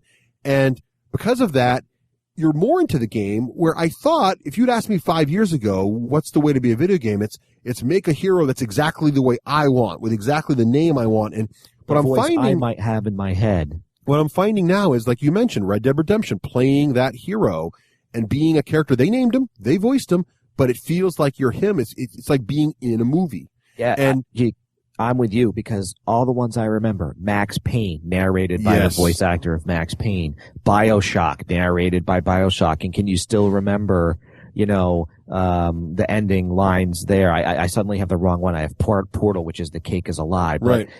Yeah, I agree with you. I didn't even realize that. Yes. So I think and that's what StarCraft does in the same way. And it's funny because BioWare just recently announced, just sort of as a general thing, they've announced some details about Dragon Age Origins 2. I saw that in Game Informer. And they've said they're going to fully voice the hero and he's going to have a name. He could be a boy or a girl. That's going to make a huge difference. But they have, and I think BioWare's is also recognized, hey, look, sort of people identify more with the hero that's named and has a certain voice. And it's coming together now because when you're in BioShock, Dragon Age, and when you're in the ones where they don't talk, your characters, your little side party's talking to you, and then there's this silence. Right, it's you. And what it does is that brings you back as a player to go, oh, I'm sitting in my living room controlling a controller. Right. Because there's definitely a movement where I'm noticing that, for example, in the new Splinter Cell, the instructions for the game were flashed on the buildings. So game companies for a long time have been trying to get rid of load screens, cutscenes, make it more movie-like, because every time there's a cutscene, what does it do? The screen literally cuts, and you go, oh, I'm watching a video game. Well, here's another great interesting, and it's good you bring that up. Games are also trying to break down that arch, they're trying, or the third wall, they're trying to get rid of tutorials. Because tutorials, as traditionally done, right, which is just sort of like, here's the tutorial, step 1. StarCraft 2 has it. It does have tutorials. They are extremely short, and you could skip them and still play the game totally fine, because what they do is, as you're playing if you just went right to the story, and we're like, I'm going to play this like a console player, play it like a movie, we start playing the story. As you do things, little alerts come on the side that you could ignore or click, and it says, hey, there's a short video about this if you want to learn more, kind of thing. Mm-hmm. And it sort of feeds you in that way while also giving you tips and slowly ramps you up. Or you could do the tutorial for sort of the full view. And I think they're trying to kind of get you into the story and get you sold on. And here's the other thing they did, which is interesting, is, that's more breaking the wall. But basically that's my point on the story thought. It does really have that feeling of you're in the game with these characters, you talk to these characters, you learn more about them. Cool. And that even makes when me want to run out and get it sooner. Even when you click on even when you pick your mission, it doesn't you'll click on the planet and it takes you there. Suddenly there's literally a cutscene at the beginning and end of every single mission, bringing it home, and then, then between the missions you can do these other mini cutscene things, and then it's really very story driven. Well, that's what I wanted to segue into, not segue, but just do a side path and then come back to the StarCraft discussion. And I'm going to warn people, there's going to be spoilers here. And sorry, Russ, it's going to be a spoiler for you. It's not that bad, though. You'll live through it. What game are we talking about? So fast forward, I'm talking about Limbo. Okay. Fast forward if you don't want spoilers, but it's on this very topic. All right. Limbo, fast forward, 2 minutes. So, Limbo did an excellent job. This is a game. It's just a little puzzle game, Xbox Live Arcade or whatever they call that, the download. Yep. And Russ, the game just starts. So it's this black and white setting, 2D scroller. You have this very mood music, no credits, no nothing. It's just black. Yep. And there's only two buttons, right? There's like jump and but they don't say anything. Yeah. They don't say press A, A highlight, nothing. Right. Yep. So I'm sitting there for literally 3 minutes. I'm like, wow, that's a really, it felt like 3 minutes if it was not 3 minutes. I'm like, it's really, nothing's happening. Nothing. All of a sudden I move the controller. This little boy sits up and his eyes open up. Yep.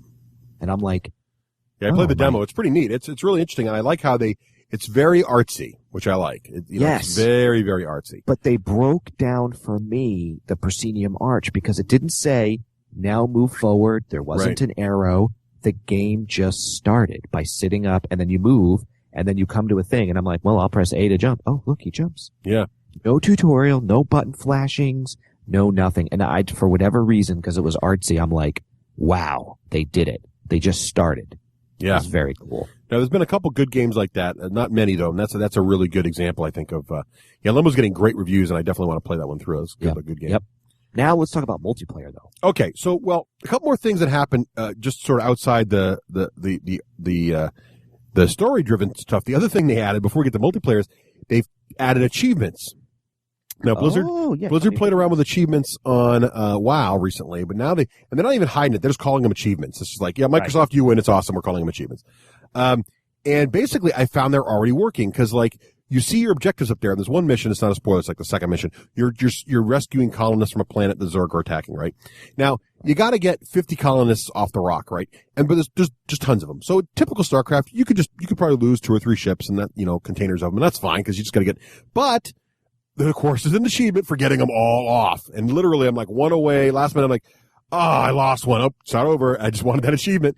So even does it flash on the screen? It totally. Well, what it does is they pop at the end of the mission. They show you the achievements. Mm-hmm. But here's the thing: they give you bling for it, right? So there's let's just go into multiplayer and BattleNet for a minute. So a long time ago, they introduced this concept of BattleNet, which is this way to link together. But StarCraft 2 is the premiere of the new hotness of BattleNet, right? And more about that in a bit. But basically, you've got a profile in BattleNet. Think about it like Xbox Live. For those of you who have Xbox Live, it's almost identical to the Xbox Live paradigm. Right. You've got a profile that's independent of the game. So, you've got like an identity that's to the BattleNet identity, and then you have a game identity, but you're still in BattleNet in general. So in BattleNet, I can talk to people in WoW. I can talk to people playing Diablo 3 when it comes out. I can talk to people playing StarCraft. It's all the Blizzard universe. So these achievements will unlock things for my BattleNet stuff. Like it'll unlock more pictures that I can use for my profile, or it'll unlock more emblems that I can use when I'm in multiplayer. Because in multiplayer, I can choose my color, but I can also choose the little logo that appears inside of my tanks and my buildings. Mm-hmm. Like just by buying the collector's edition, I got certain logos that no one else gets unless they get the collector's edition. Things like that. In fact, WoW players would like to know that if you get the collector's edition of StarCraft, your profile picture can be different WoW factions in Space Marine armor. Like I got who's the Minotaur guys? What are the Minotaur guys called? Tauren. Yeah, I've got a Tauren in power armor as my avatar picture. That's hilarious. So, yeah, and there's also a Diablo 3 picture. It's pretty crazy stuff. So anyway, so that's really interesting, and definitely the achievements, and you got achievement points. It's identical to Xbox Live. Let's just go in and say it right now. BattleNet is a feature-for-feature copy of Xbox Live.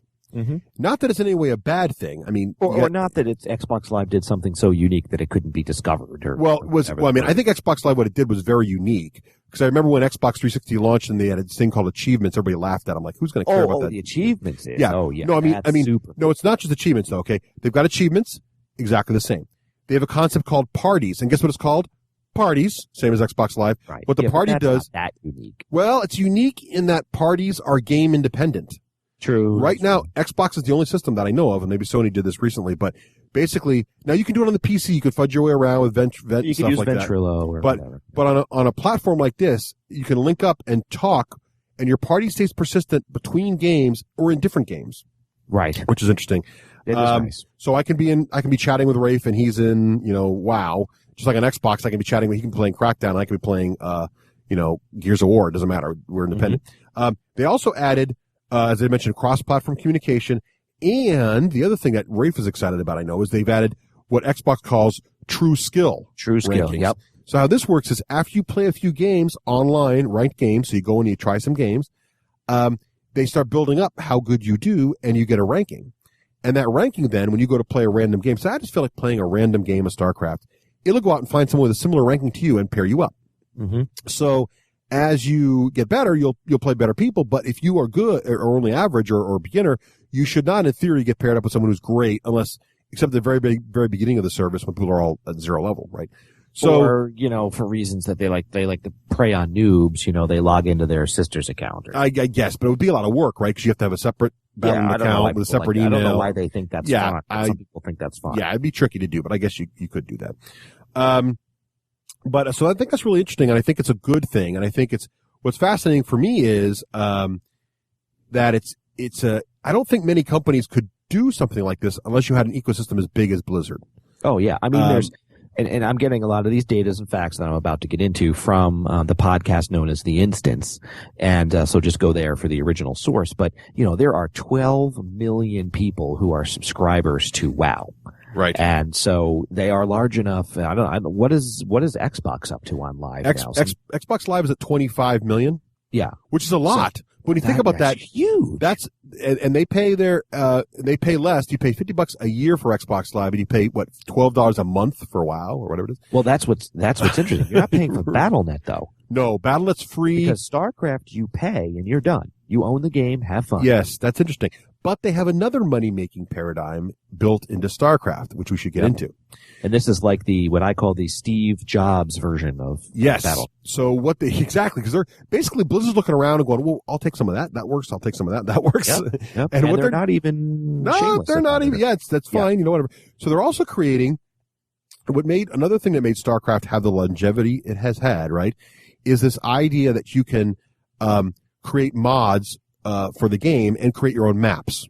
Yes. So there's this really cool, very powerful. It's not easy. I mean, you got to be a little bit of a tech head to figure it out. You got to be a programmer. I wouldn't be able to do it. But there's a really, really cool. Well, you could make a map, but you couldn't make But there's also, you can make a map with it pretty easily, but you could also take it and build a whole game engine. Like there's already been mods to make like little Mario Kart racing games out of StarCraft bits and things. Oh, I didn't realize that. See, I thought they could just change the skins. Oh no, it's the marine in the original strawberry shortcakes or something. In the original StarCraft, that was pretty much it. But in the new StarCraft, you can get down and make it into a first-person shooter. You can do all kinds of crazy stuff. How can you do all that? I don't get it. It's a really interesting API. But basically what that What's means, API? Application Programming Interface. It's just an interesting way that you can get in there and talk to it. Programmer, hokum. But basically what's interesting about all that is that means that people who are clever or really smart teenagers or whoever's got a lot of time on their hands can go crank these things out.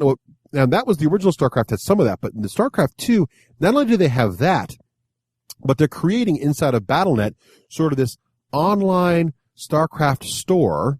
Yep. Think of like the App Store for iPhones and iTunes, right? Exactly. So basically, you can put these things out there, and you can charge money for them, Now, Blizzard will get a little piece of the pie, Right, but you will get right. money too, and it's going to be promoted in this big, giant Battle.net thing that everybody who plays StarCraft That's uses. what I'm so psyched about this. Blizzard isn't just saying, here's our open source code to do some stuff and have some fun, and that's cool, and we won't shut you down. They're actually saying, please, here, take it, mod it, have fun, create something really cool. We want a piece of the action because it's our IP, but we're giving it to you, crowdsourcing, if you would, to let the world develop whatever it wants to develop. Right. I think that's brilliant. I think it's really interesting too, and they sort of have the model from the original StarCraft, and think about how many people did that just to do it. Right. But now if you could make, let's say you spent a weekend or 4 or 5 days or a week really designing the best map ever with all kinds of events that pop up and dialogue and voice acting that talks and really made this really awesome thing, which people used to do for StarCraft 1, but then, and you put it out there just as a kindness to your heart, that's awesome. But imagine how many people are going to do that now if they know I could charge just 99 cents for this thing. Yep. And if I make one of the better maps ever made, it might get, if enough people adopt StarCraft. And remember, StarCraft 1, 11 million copies sold. StarCraft 2, and that was back when video games weren't as big as they are today. I mean, today, exactly. StarCraft 1 was never plastered on the side of Best Buy as like the new release coming out this month. No. And StarCraft 2 was. I mean, StarCraft 2 is like a movie release. It's like a major movie DVD release. It's going to sell a lot of copies, and there's going to be a huge install base for this thing. And that's a good opportunity for people. It's not Apple iTunes big, but it's pretty big. So it'd be interesting to see. It's an interesting paradigm that Blizzard is just building this entire ecosystem.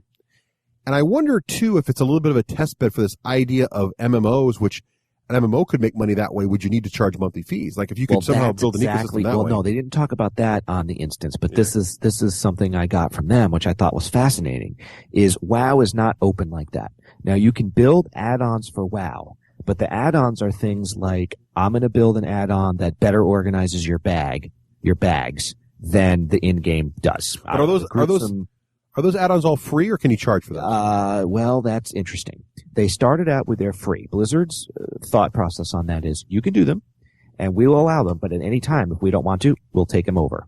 And we can either adopt them into our game, which they have done sometimes. They just said, yep, that's a good idea. Whoop. The add-on is now coded by Blizzard, and you can't sell or have your add-on. Voice chat was one of the big ones, right? Because there was no voice chat for a long time, right? Things like that. Well, yeah, I think so. Yeah, voice chat's now in the game. People don't like it. I think it works fine, but people don't like it. But let's take like one of them's called Arc Inventory, and that organizes your bag in a certain way. It's an add-on. So they don't exactly, but it's not like there's a store for it. So they're like, we'll let you do it if it rises, but you need to know, Arc Inventory people, that at any moment, that's all our IP, we can shut you down, and that's just the deal. And people are like, okay. Now, there are sites like Curse and other sites that sell, but what they're selling is they're not selling Arc Inventory.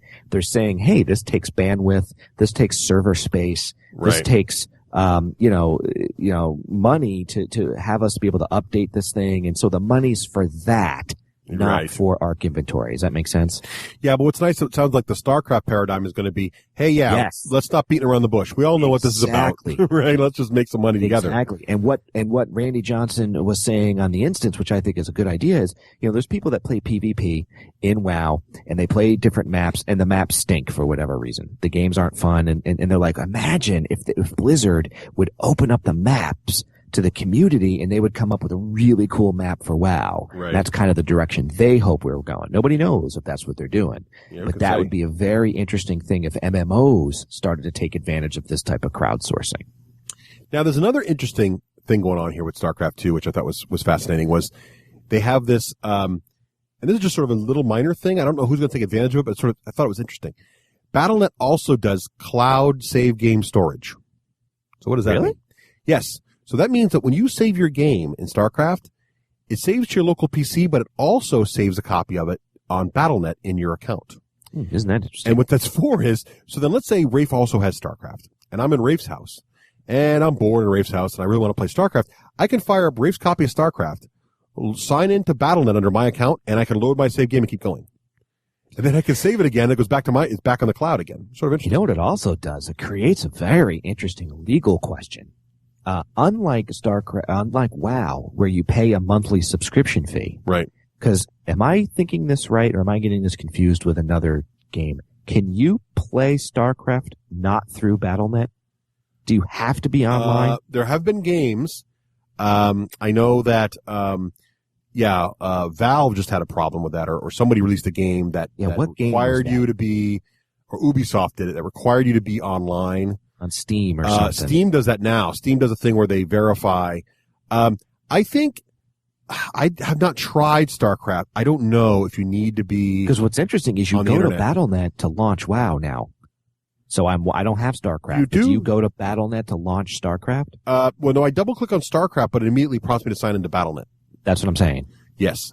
Okay, so it's kind of like WoW, right? Because when WoW is an online game, so you have to sign in online. So it's sort of like everything's online a little bit. I get it when you pay a monthly subscription fee and WoW is sort of this continuing server that exists out in the server. But now, if my game is saved on their cloud, isn't the fact that I buy the game and I do with what, because what I was thinking is almost like what Xbox Live does by monitoring hacks and things like that. They have my data. They could see if I've tried to hack something or do something inappropriate to the game, which I think they should do. Well, remember, software, you never really own software. Oh, you don't? Software has always been a license. Even though it's on my machine? Yeah, that's true. Software is a licensing agreement, so you never really own it. And that's sort of an interesting thing, which allows companies to do all kinds. That's those, what they call EULAs, right? Those big, long pieces of text they always ask you to read and click OK, and no one reads them, they just click OK. That's the license. That's the licensing agreement. You're agreeing to use this product, and you've paid money for the license, but you're supposed to use it in a certain way. And if you don't, technically you're violating. Now, they can't arrest you, but they can certainly cut you off. They can say on the EULA, EULA can say whatever they want. You off, but can they take my data files? That's kind of interesting. Well, the cloud thing, I believe it stores it locally too. So it's, but the EULA could say, the EULA could say, look, if you do something wrong, we're going to fry your copy. It could. We could ban you from Battle.net and disable your code. I don't know if it does. I don't want to start any rumors. I don't think it says that in the EULA, but a game software company could do that and be within their rights, because the EULA can do whatever you want. You can make whatever you want up about. Now, I think courts could come back and you could sue them and they would say it's unreasonable. And I'm not so sure, because there's a very interesting concept to say, where Blizzard might be saying, yeah, your saved copy, that's our proprietary. They might. I should read the EULA. To be honest, I skipped through it myself. But yeah, they do. Now, I know some of it's local, but I wouldn't be surprised if you have to sign in to play StarCraft, or at least sign in once in a while. Like, it could be like they do with some subscription music services where it works for 2 weeks, and as long as you sign in once every so often, so that if your connection is down, it'll still work. This is a question I have for you, okay? Yeah. I love multiplayer, and we should tell people that in an RTS game, it is 100% skill. End of story. Right. There is no luck to this, okay? Right, the only luck you have is if your opponent messes up. Right. So, to me, it is infuriating. What I love about these games is the tech tree building. I like to see how fast, and I love the drama of my opponent doing it in the dark until he comes in. But if anybody's played StarCraft before, there's nothing more infuriating that, I've gotten up to 12 Marines, and these Zerg come in, not the little Zergling rush. Right. Okay, but the bigger Zerg, and I'm like, and they had to be 4 buildings ahead of you to get there. And you say to yourself, how in the hell did that guy get there? I swear to God, he hacked it and cheated. I know that they didn't. Well, they have. What's cool about that is they've addressed. How is that protected with all this new modding ability? Well, first of all, the mods you get, ranked games only use the default stuff unless you allow them to, right? So you can create a league, and the league will say this league uses these mods, this league uses no mods. So you can, whatever you want. But also, what's interesting is, 2 things happen which are very fascinating. First of all, the ranking system, I think, the True Skill ranking, they don't call it True Skill, I gotta stop that because that's Microsoft's term, but the ranking system will theoretically keep you relatively in the same ballpark with your opponent. What's also cool though is the after action reports in multiplayer are very, very detailed.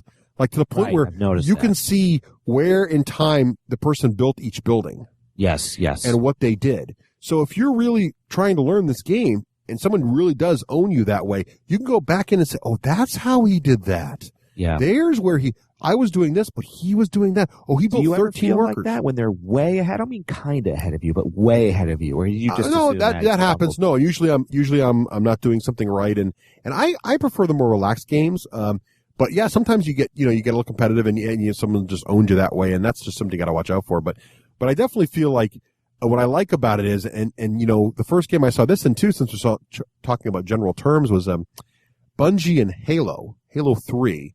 In particular, I think 2 did it a little bit too. Did a great job where after a match, you could go to their website, okay, And it's an Xbox game, but you go to the website afterwards, and you could look up the match you just fought, and it would show a map on the web page, and it would show where the kill densities were, like where most people died, and where the person was who killed them there, and where all the weapons were on the map. And you could go and look at it and say, well, there's the secret hidey hole that all the snipers use.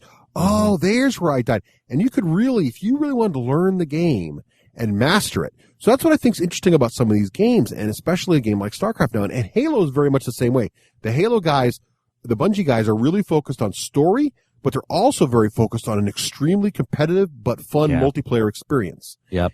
And see, I get into this thing. You like it more relaxed, but I'm that guy when I'm building, I got my 12 Marines, and these little Zerg come in. It's known as the Zerg Rush, and they beat me. I go, okay, that's cool.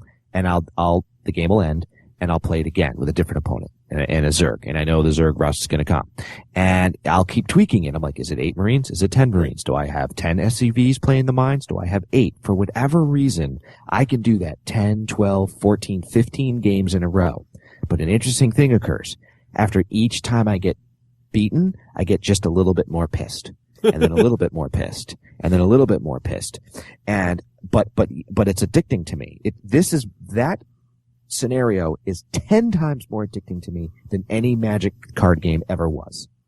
I don't know what it is. It's almost this, abusive, I'm like abusing myself. I'm like, oh yeah? Well, I'll show you. And sometimes I'll even do the same dumb build, even though I know it doesn't work, just to prove that I could get it to work 1 out of 50 times. I do like to fake people. I do enjoy that's part of the competitiveness is it's really good. Once you find certain people have certain build styles that always quote unquote win in the first 3 minutes or whatever. Yes. You can build counters to that and think they're doing okay, and suddenly you hit them in the backfield with something they didn't expect, and it totally throws their game off.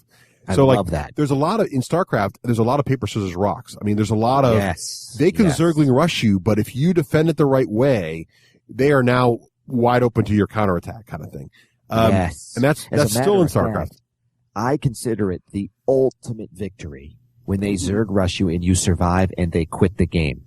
Yes. So number one, I hate that because I'm like, that's not fair. Yes. I beat your Zerg rush. Now you need to hang around long enough for my Terran tanks to come in and spank you. Well, here's the other thing. No, it's over. Now, here's the other cool thing, though. They now have your online profile shows all your stats, including your number of quit games. Uh-huh. So what's going to happen is, right, you're going to build a rep as being that guy, and you want to be that guy. Hidden behind it, the not true skill thing? Right. Well, up front, like I can go to a web page, I can send you a link, and you can go see my profile right now and see how many games I played, how many wins, how many losses, how many quits. You can see all that stuff. Is there an engine in when I sign up? Can I set a dial tone that says don't accept somebody who's quit? I don't know. 50% of the time? I don't know about that part. I haven't seen that. I haven't played around with that yet. I don't know either. Like an Xbox too, in addition to the true skill, they also have sort of like the game or style section, right? You can pick hardcore, you can pick family, you can pick relaxed. I don't know if they have that or not. This too, talking about multiplayer. Back in the old BattleNet games, it would say noob looking for fun game, 1v1 this map. Okay, you sign in.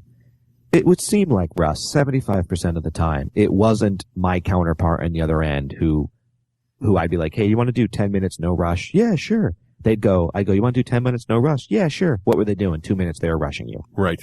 Why do people sign up to my game that I create that says noob, want fun, relaxing 1v1? Why do people want to come in and just spank? I don't know. It's the internet, dude.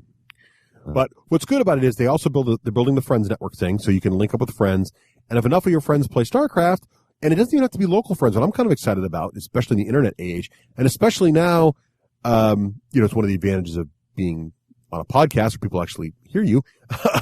I've been finding people are like tweeting me and stuff saying, I got StarCraft, you want to hook up? So I could build now a pretty good sized friends list of people who I know are going to be fun, not that guy games, right? So you can build a little repertoire like that. Speaking of that, have you heard about the True ID debacle, which was similar to the Facebook debacle? Yes, I did. I did hear. Okay, so I'll fill them in and you correct me where I'm wrong. All right. True ID is something that got started with BattleNet just recently, and I'm assuming it's for StarCraft as well, but I heard about it again on the instance. I think it's called Real ID or True. I can't remember, but yeah, it's something. Yeah, maybe it's Real ID or True ID. Yeah. So I'm going to give credit where credit is due. What it basically does is I can say to Russ, so if I'm using Stone Dogs as my gamer tag, I can say to Russ, well, Stone Dogs is really Raef Granger, and I don't even have to invite him in. That was one of the controversies. If he knows my email, he can click it so that when he sees Stone Dogs, he sees it's really Raef Granger. Right.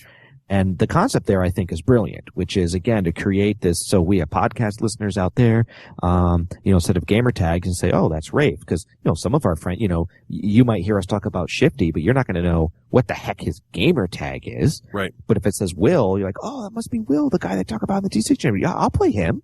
So it's a really cool idea. Idea. Right. But one of the controversies is that if Russ knows my ID, my email ID, which he does, and I have 12 friends listed, he can now see the friends of my friends, basically, or Right. my friends. So that created a huge debate. Well, I know one of the things they were trying to do with WoW was force that on the forums, and I think the idea was that to remove anonymity from forum posting. Yeah, they were also trying to do that as well. And because we all know people will be more flamey and less polite if they think they're behind a mask of no one knows who they are, which is partially true. But I think what I noticed with StarCraft was, because I did try the Real ID thing, it's really nice because, I don't know, I may not, I'm logging in. I know Will owns the game. I don't know what he picked for a gamer name, but I can put his email address in there and it'll still friend us up. Yeah. And what's also cool is I can have a different name in StarCraft than I do in WoW, for example, a different, handle. And it's okay because you can still find me in both because if you know my email address, you'll get me to both. So it's kind of cool. Right. Or I think that's brilliant. Or if I'm not comfortable giving out my email address, they also give you a code you can give out, and that code will also work under any names. What's also cool is in StarCraft, the name you pick for your gamer handle doesn't have to be unique. So if you really want to own Zerg Crusher as a name, you can own it even if someone else also has it. Because the way they make sure you're unique is not based on that actual name. It's based on your special ID or your real ID or whatever they call it. So it's kind of nice that way. You can have a name that's more apropos, and then it puts next to me when you look at me online, you'll see Red 2 parentheses Russ Wakeland. Connectivity. It's kind of like Facebook for gamers as far as connectivity. Imagine if we had Will and Andy and Raef and Flores and Russ and all the people that our listeners hear about. And then they go, oh, Christian Flores is online. Well, I know because he's a friend of Raef and I have real ID. I'd like to play him because he's probably not a dingbag. Right.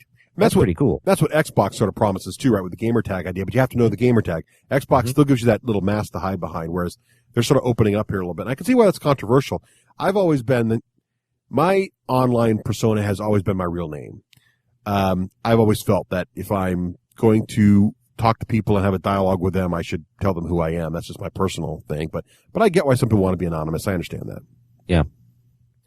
Yeah. So yeah, that's it. So I think it's pretty cool stuff. And I think it's going to be interesting to see how it does. And does StarCraft 2 have the huge, following success? So far, Metacritic, which is the sort of the review aggregator I like to use, has it. There's only 4 or 5 major reviews in, but they're all in the 90s. So it's doing very, very well.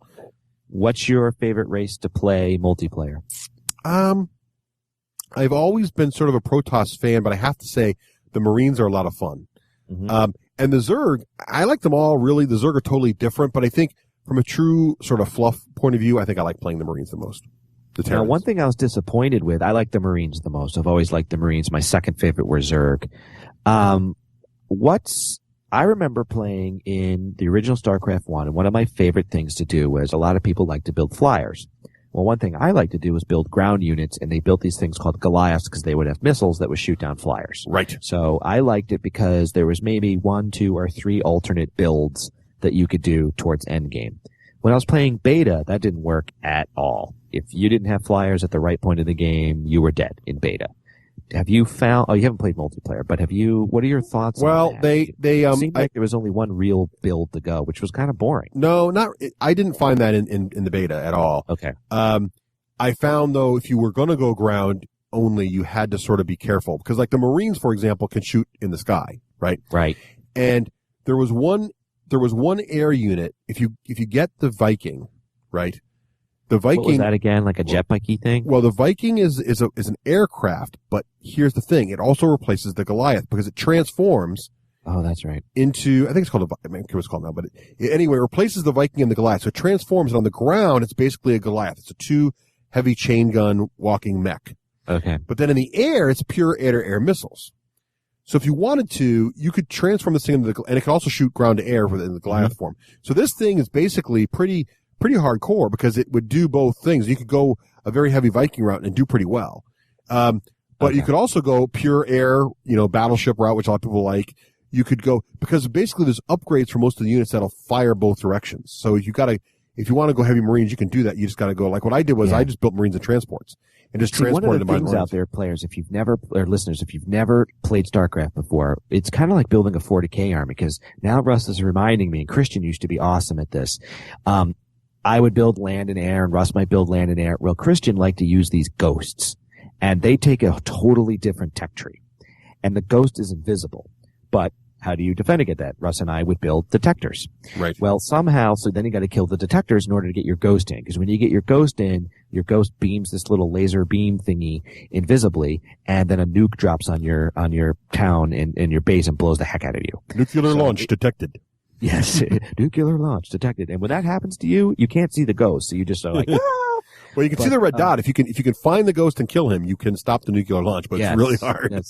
So it's kind of reminding me of that rock, paper, scissors. I mean, it is really fun when you play with friends at the same skill level. Right. Because you don't know. Again, you're building these tanks, you're doing these things, and you're like, why haven't I seen Russ? What the heck is he up to? You know, you don't know. Is he building ghosts? Have they already snuck in and you don't know? And one of the things, and Dawn of War did a great job with it, but one of the things Dawn of War 2 sort of dropped out, which bummed people out, is the buildings is much downplayed in Dawn of War 2. Dawn of War 2 is much more about, but StarCraft still has that, I don't want to use the word pure, but sort of that original RTS purity of, you build buildings pretty much wherever you want, slap them down anywhere. You still got all kinds of crazy units. There's still these tech trees. There's still these building attachments. There's still the uniqueness of the Terran units. The buildings can all take off and fly. Yep. All that craziness is still in there, yet it's even more balanced and more polished than ever. The graphics are kicked up a notch. The storytelling is just that much better. And it's really a great package. And it's going to be, from the little time I've spent with it, it's going to be one of those seminal defining video games in history. And I think, if you are a video game fan, it's a game you have to, I'm going to get you've already owned it. I know you do, but at some point I haven't bought it yet, and I'm going to tell you why. It's because I've got my day job and I'm still wrapping up my firm. Because since I like multiplayer, here's what it's going to take for me, which is fun. It's kind of like pouring through a D&D book. I get the trade books or the guide books, not to solve this multiplayer, but to have the charts that tell you what the tech trees are. And they also tell you, don't waste time building X and such, which is a little bit of a bummer because you don't solve it for yourself. But when you're getting your butt pwned by Russ all the time, you want to know, why am I building so many Valkyries? Oh, I see. They're lame. Right. Now, what do you think on those? You don't like getting them. I don't like strategy guides because I find that as soon as I own the strategy guide, I stop playing the game. Yeah, because you read ahead. It's like a curse. It is. It's like it takes I think the fun. I've always been that guy though who doesn't like to read the rule book, the instruction books with video games. I like to find it out myself. That's part of the fun, the discovery. Yeah. It's almost like, to me, if you read the spoilers in the back of a mystery novel, suddenly you know the whole. So I kind of want to find it out for myself. But there are some. If I want to get competitive though, really, then after I sort of feel like I found everything, I will. Like I bought some of the Halo books to know where the weapons were, things like that. So I could see that. But you're probably not as thick-headed when it comes to the tech trees. Are you able to intuit what works and doesn't work without it failing? I guess. It's kind of like you said about 40K. It's like I like to try to figure out my build, and I don't want to use the sort of defined, what they call the net decks, for Magic, right? I don't want to use the predefined StarCraft build order, which is you build 3 of these guys, then you build one of those, that certainly works, and you can certainly do that, and you would do fine. I kind of like finding it for myself, even though probably I find the same thing someone has already discovered. It's just more fun for me to think. So what do you do? Let's say you're playing Will. Yep. Beat you game 1, beat you game 2, beat you game 3, beat you game 4. What do you do? How do you not? Well, I would change. Get frustrated with me. I actually want to punch my screen. I get angry and I end the sessions going, why am I playing this? For me, it's a puzzle. It's like War Machine. I lose more War Machine games than I win. But it's okay for me because that's fun for me. Okay, what do I got to do to make it better? And I think for me, it's not really about the winning for me as much as it is about the experience and the learning. And yeah, if I died in 30 seconds, it's to be like War Machine. If I lost my caster in the first 5 minutes of every game, that would start to suck. And if I lost StarCraft in the first 10 minutes, that would start to suck. But what I find is I become better. I adapt. I can block the Zerg rush. It encourages me to go look at the other units and figure out. How do you block it? You know what I'm saying? Like, what do? Do you say, oh, maybe did I probably? You look at those charts. Well, yeah. I mean, you could go into like what's cool about here's another cool thing. When you're playing the single player, there's a part where you're in this place and you can walk around between missions. All your people you've recruited, basically the types of units, are there to be looked at. You can check them out really closely and learn their stats and kind of analyze them. So it's like there's this online catalog, if you will, of all the stuff. So the single player sort of walks you through all the abilities. And you'll see in the single player campaign, you'll watch fire bats kill like 10 zerglings with one guy with a medic behind him, wipe out like whole swaths. And then you're like, oh, so in multiplayer, if I did that, I would shut them down, kind of thing. Wait. That's on this website that you're telling me about? No, that's single player. That's the single player campaign. It takes you, it sort of like walks you through all the aspects. Do you find, let's just pick a random number. Play 10, I'm just picking a random number. Play 10 campaign games and then jump into, I've never done that. I jump right into multiplayer. Yeah, see, I don't like to do that for even games like Red Dead Redemption either. I'd rather play single player because single player, that's what happened with you with Red Dead Redemption, right? I think the first night you got it, you played multiplayer with us. And you're like, this sucks. You don't know what you're doing. But if you played single player, there's a tutorial. It walks you through. It teaches you each unit. And so by the time, I'm in mission 6, I'd say, or 5. I haven't flown an air unit yet. But I know my fire bats inside and out. I know exactly how many swings a Zergling can take on him before he goes down. I know if a medic's with him, how long she can keep him up before she goes down. I know because I'm only working with 4 or 5 or 6 or 10 units. So you learn them cold and it takes you through it. And if you solve the single player campaign and really try to solve it to the best of your ability and get those achievements and work through, get all the achievements, you're going to learn all the neat tricks, and it's going to prep you for multiplayer. With the puzzle of it, I'm like, yeah, this is just busy work. Give me my units. So it sounds like you either have to get the strategy guide, read up on it, jump into multiplayer game if you're like me, or not get it, and that's how you learn through the single player campaign. Okay, I think the story will keep you involved, though. I don't think the story makes I'm going to try it, yeah. Yeah, try it out. I think you'll like it. So we should probably wrap up, but that was... I've got nothing else. I'm done. Yeah, I think that was good fun. So hopefully the rest of you out there get StarCraft, and if you get hooked up, let us know. Send us an email or a tweet, and maybe we'll see you online at StarCraft. That's right. All right, enjoy. Happy gaming.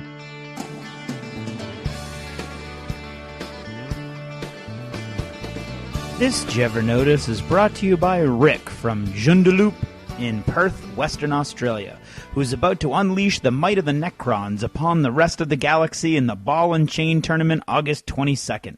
Looking forward to meeting you other 50 or so players also going to the tournament, and although both the Necrons and myself are a bit rusty and in need of an upgrade, I nevertheless expect my merciless soldiers of the Satan to crush all their enemies underfoot and take the final prize. Well, here's the deal. Who would have thought that it would actually be more work once the baby came? And so I actually recorded this Jever Notice a few weeks ago, just in case I didn't have the time to do a Jever Notice down the road. And here we are down the road, and I don't have any time. But this is still a timely topic because it actually happened to me last night when I was reading the first book in the Codex Alera series by Jim Butcher, and he just pummeled another one of his characters to death. Not to death, but, there's so many bad things happening over and over and over again. So if you have ever been bothered by this happening, this one's for you. Do you ever notice how many stories just seem to go on and on and on with one bad thing after another happening to the same characters over and over again until either the story just blessedly ends, you stop reading or watching it, or the author or writers just wind down into confusion? This weekend, I was in possession of a $5 gift certificate from Borders Books. They send these out randomly every now and then if you hold one of their free cards, just saying. You only have 4 days to spend them, so even though I'm in the middle of a couple different books, A Cavern of Black Ice, which is okay, although very slow to start, and Destroyermen 3, The Maelstrom, which is really good, one of those, it's probably the best take you from here and put you here alternate reality adventure novels I've read in a while. Well, even though I'm in the middle of those, I knew I had to go buy a book while the certificate was good. I was going to grab the Dan Abnett book Double Eagle about the fighter pilots in 40K to sort of feed my epic rush even further, but they didn't have it. So then I was going to pick up some other 40K Imperial Guard novel, but none of them are by the mainstream stable of authors, so I didn't know what to do. So I started wandering around the fantasy sci-fi section looking for some other good book to buy. I usually go into a bookstore in one of two modes. Targeting mode, with a list of authors or titles I want to look at, or target of opportunity hunting mode, just kind of wandering around with an idea vaguely of a genre in my head. Well, this time around I was mentally looking for one book, and they didn't have it, and so I was wandering around aimlessly without any idea what I wanted. Have you ever felt that way? I hate that. Wandering around a bookstore, you know there's going to be a lot of great books within arm's reach, but you don't know what you're in the mood for or what you really want. Hate that. So there I was, wandering around. I always end up going and looking at the authors I know I like to see if I've missed any titles they may have come out with recently. I get all excited, for instance, when I see that a favorite author has a series I didn't even know about or something like that. So I see that Raymond Feist, or Feast, or whatever, of the Magician series and Daughter of the Empire series, he has a new book out. It looks intriguing. The legions of hell are chasing these poor elves who might have something wrong with them, but they have to flee to their ancestral homeland to try to build up a defense, but it's already inhabited by other people. Wait a minute.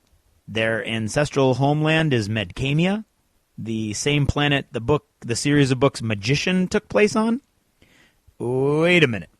The magician that has to defend Medcamia against the encroaching elves and the demons is Pug? The magician from the Magician series? Damn, that guy has a hard life. See, first, he wasn't going to be able to be a magician. Then he was, but he wasn't going to be very good. Then he was great. Then his world was invaded from an alternate world, and he had to fight them off. Then that world was attacked, and he had to help fight off their attackers. Then a bunch of demons were attacking Medcamia again, and he had to first figure out that they were demons. Then he had to go fight them. Then a series of not-so-serious adventures occurred, and he had to take time out of his busy magician schedule to help with those problems. And now an entire planet of evil screaming elves, followed by a legion of eviler, more screamier demons, is descending upon Medcamia, and only Pug can save the world again. Wow. Talk about a tough life. They're not kidding when they say, "May you live in interesting times" is a curse. But I can't do it.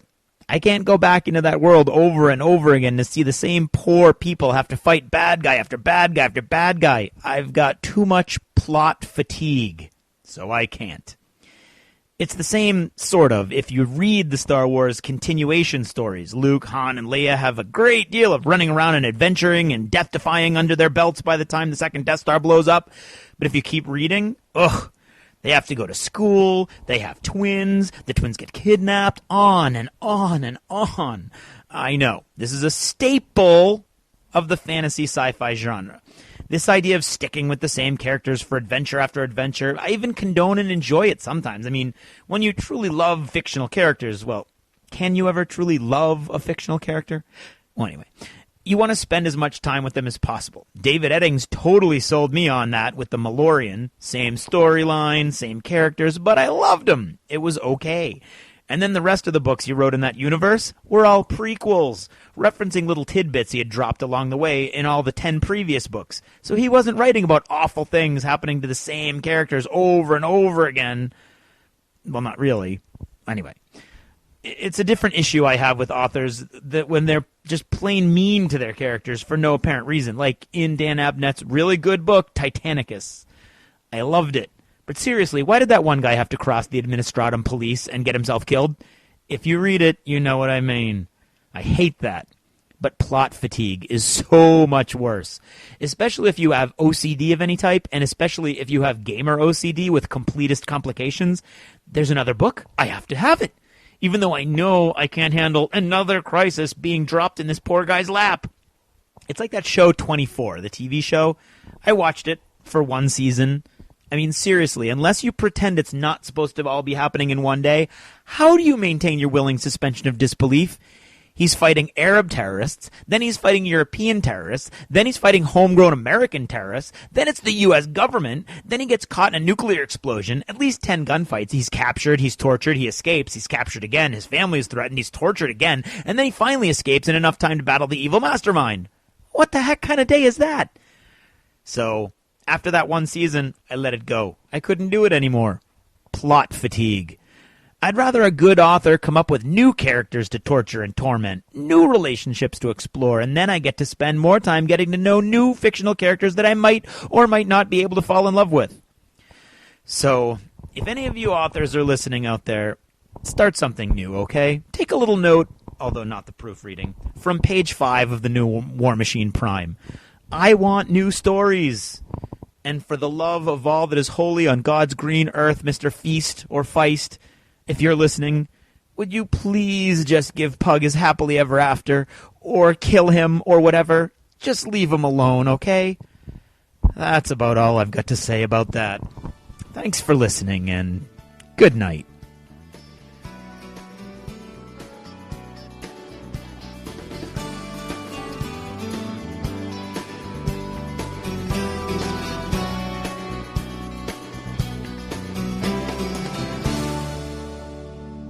Achievement unlocked! You've made it to the end of another D6 Generation episode, the podcast whose humor has universally been acclaimed as not too horrible. Please let us know what you thought of the show by either emailing us at info@the d6generation.com or by posting in our official D6G episode thread at the top of the DACA discussions forum on DACA.com. If for some inexplicable reason you actually enjoyed this show, you can help others find out about it by leaving positive reviews on iTunes. See you in 2 weeks. Thanks for listening, and happy gaming. The theme from Total Fangirl comes from the soundtrack of The Last Night on Earth, the zombie game, courtesy of Flying Frog Productions, and is a composition of Mary Beth Magalanes.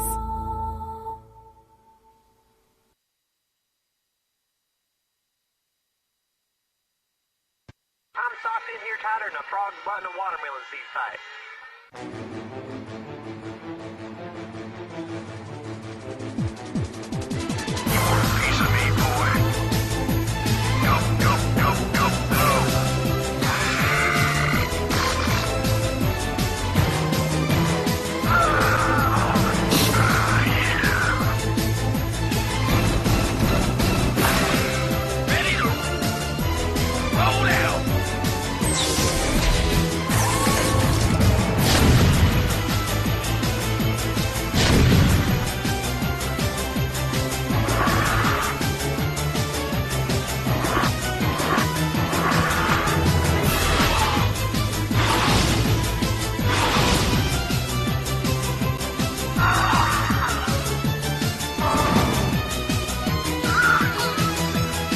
Battle cruiser operational.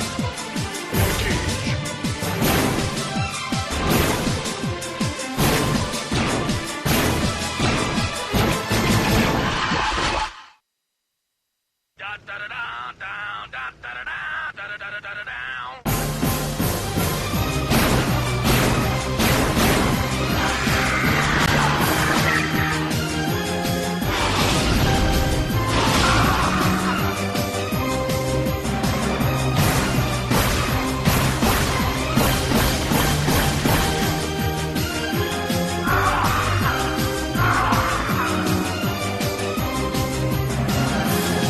Somebody call for an exterminator.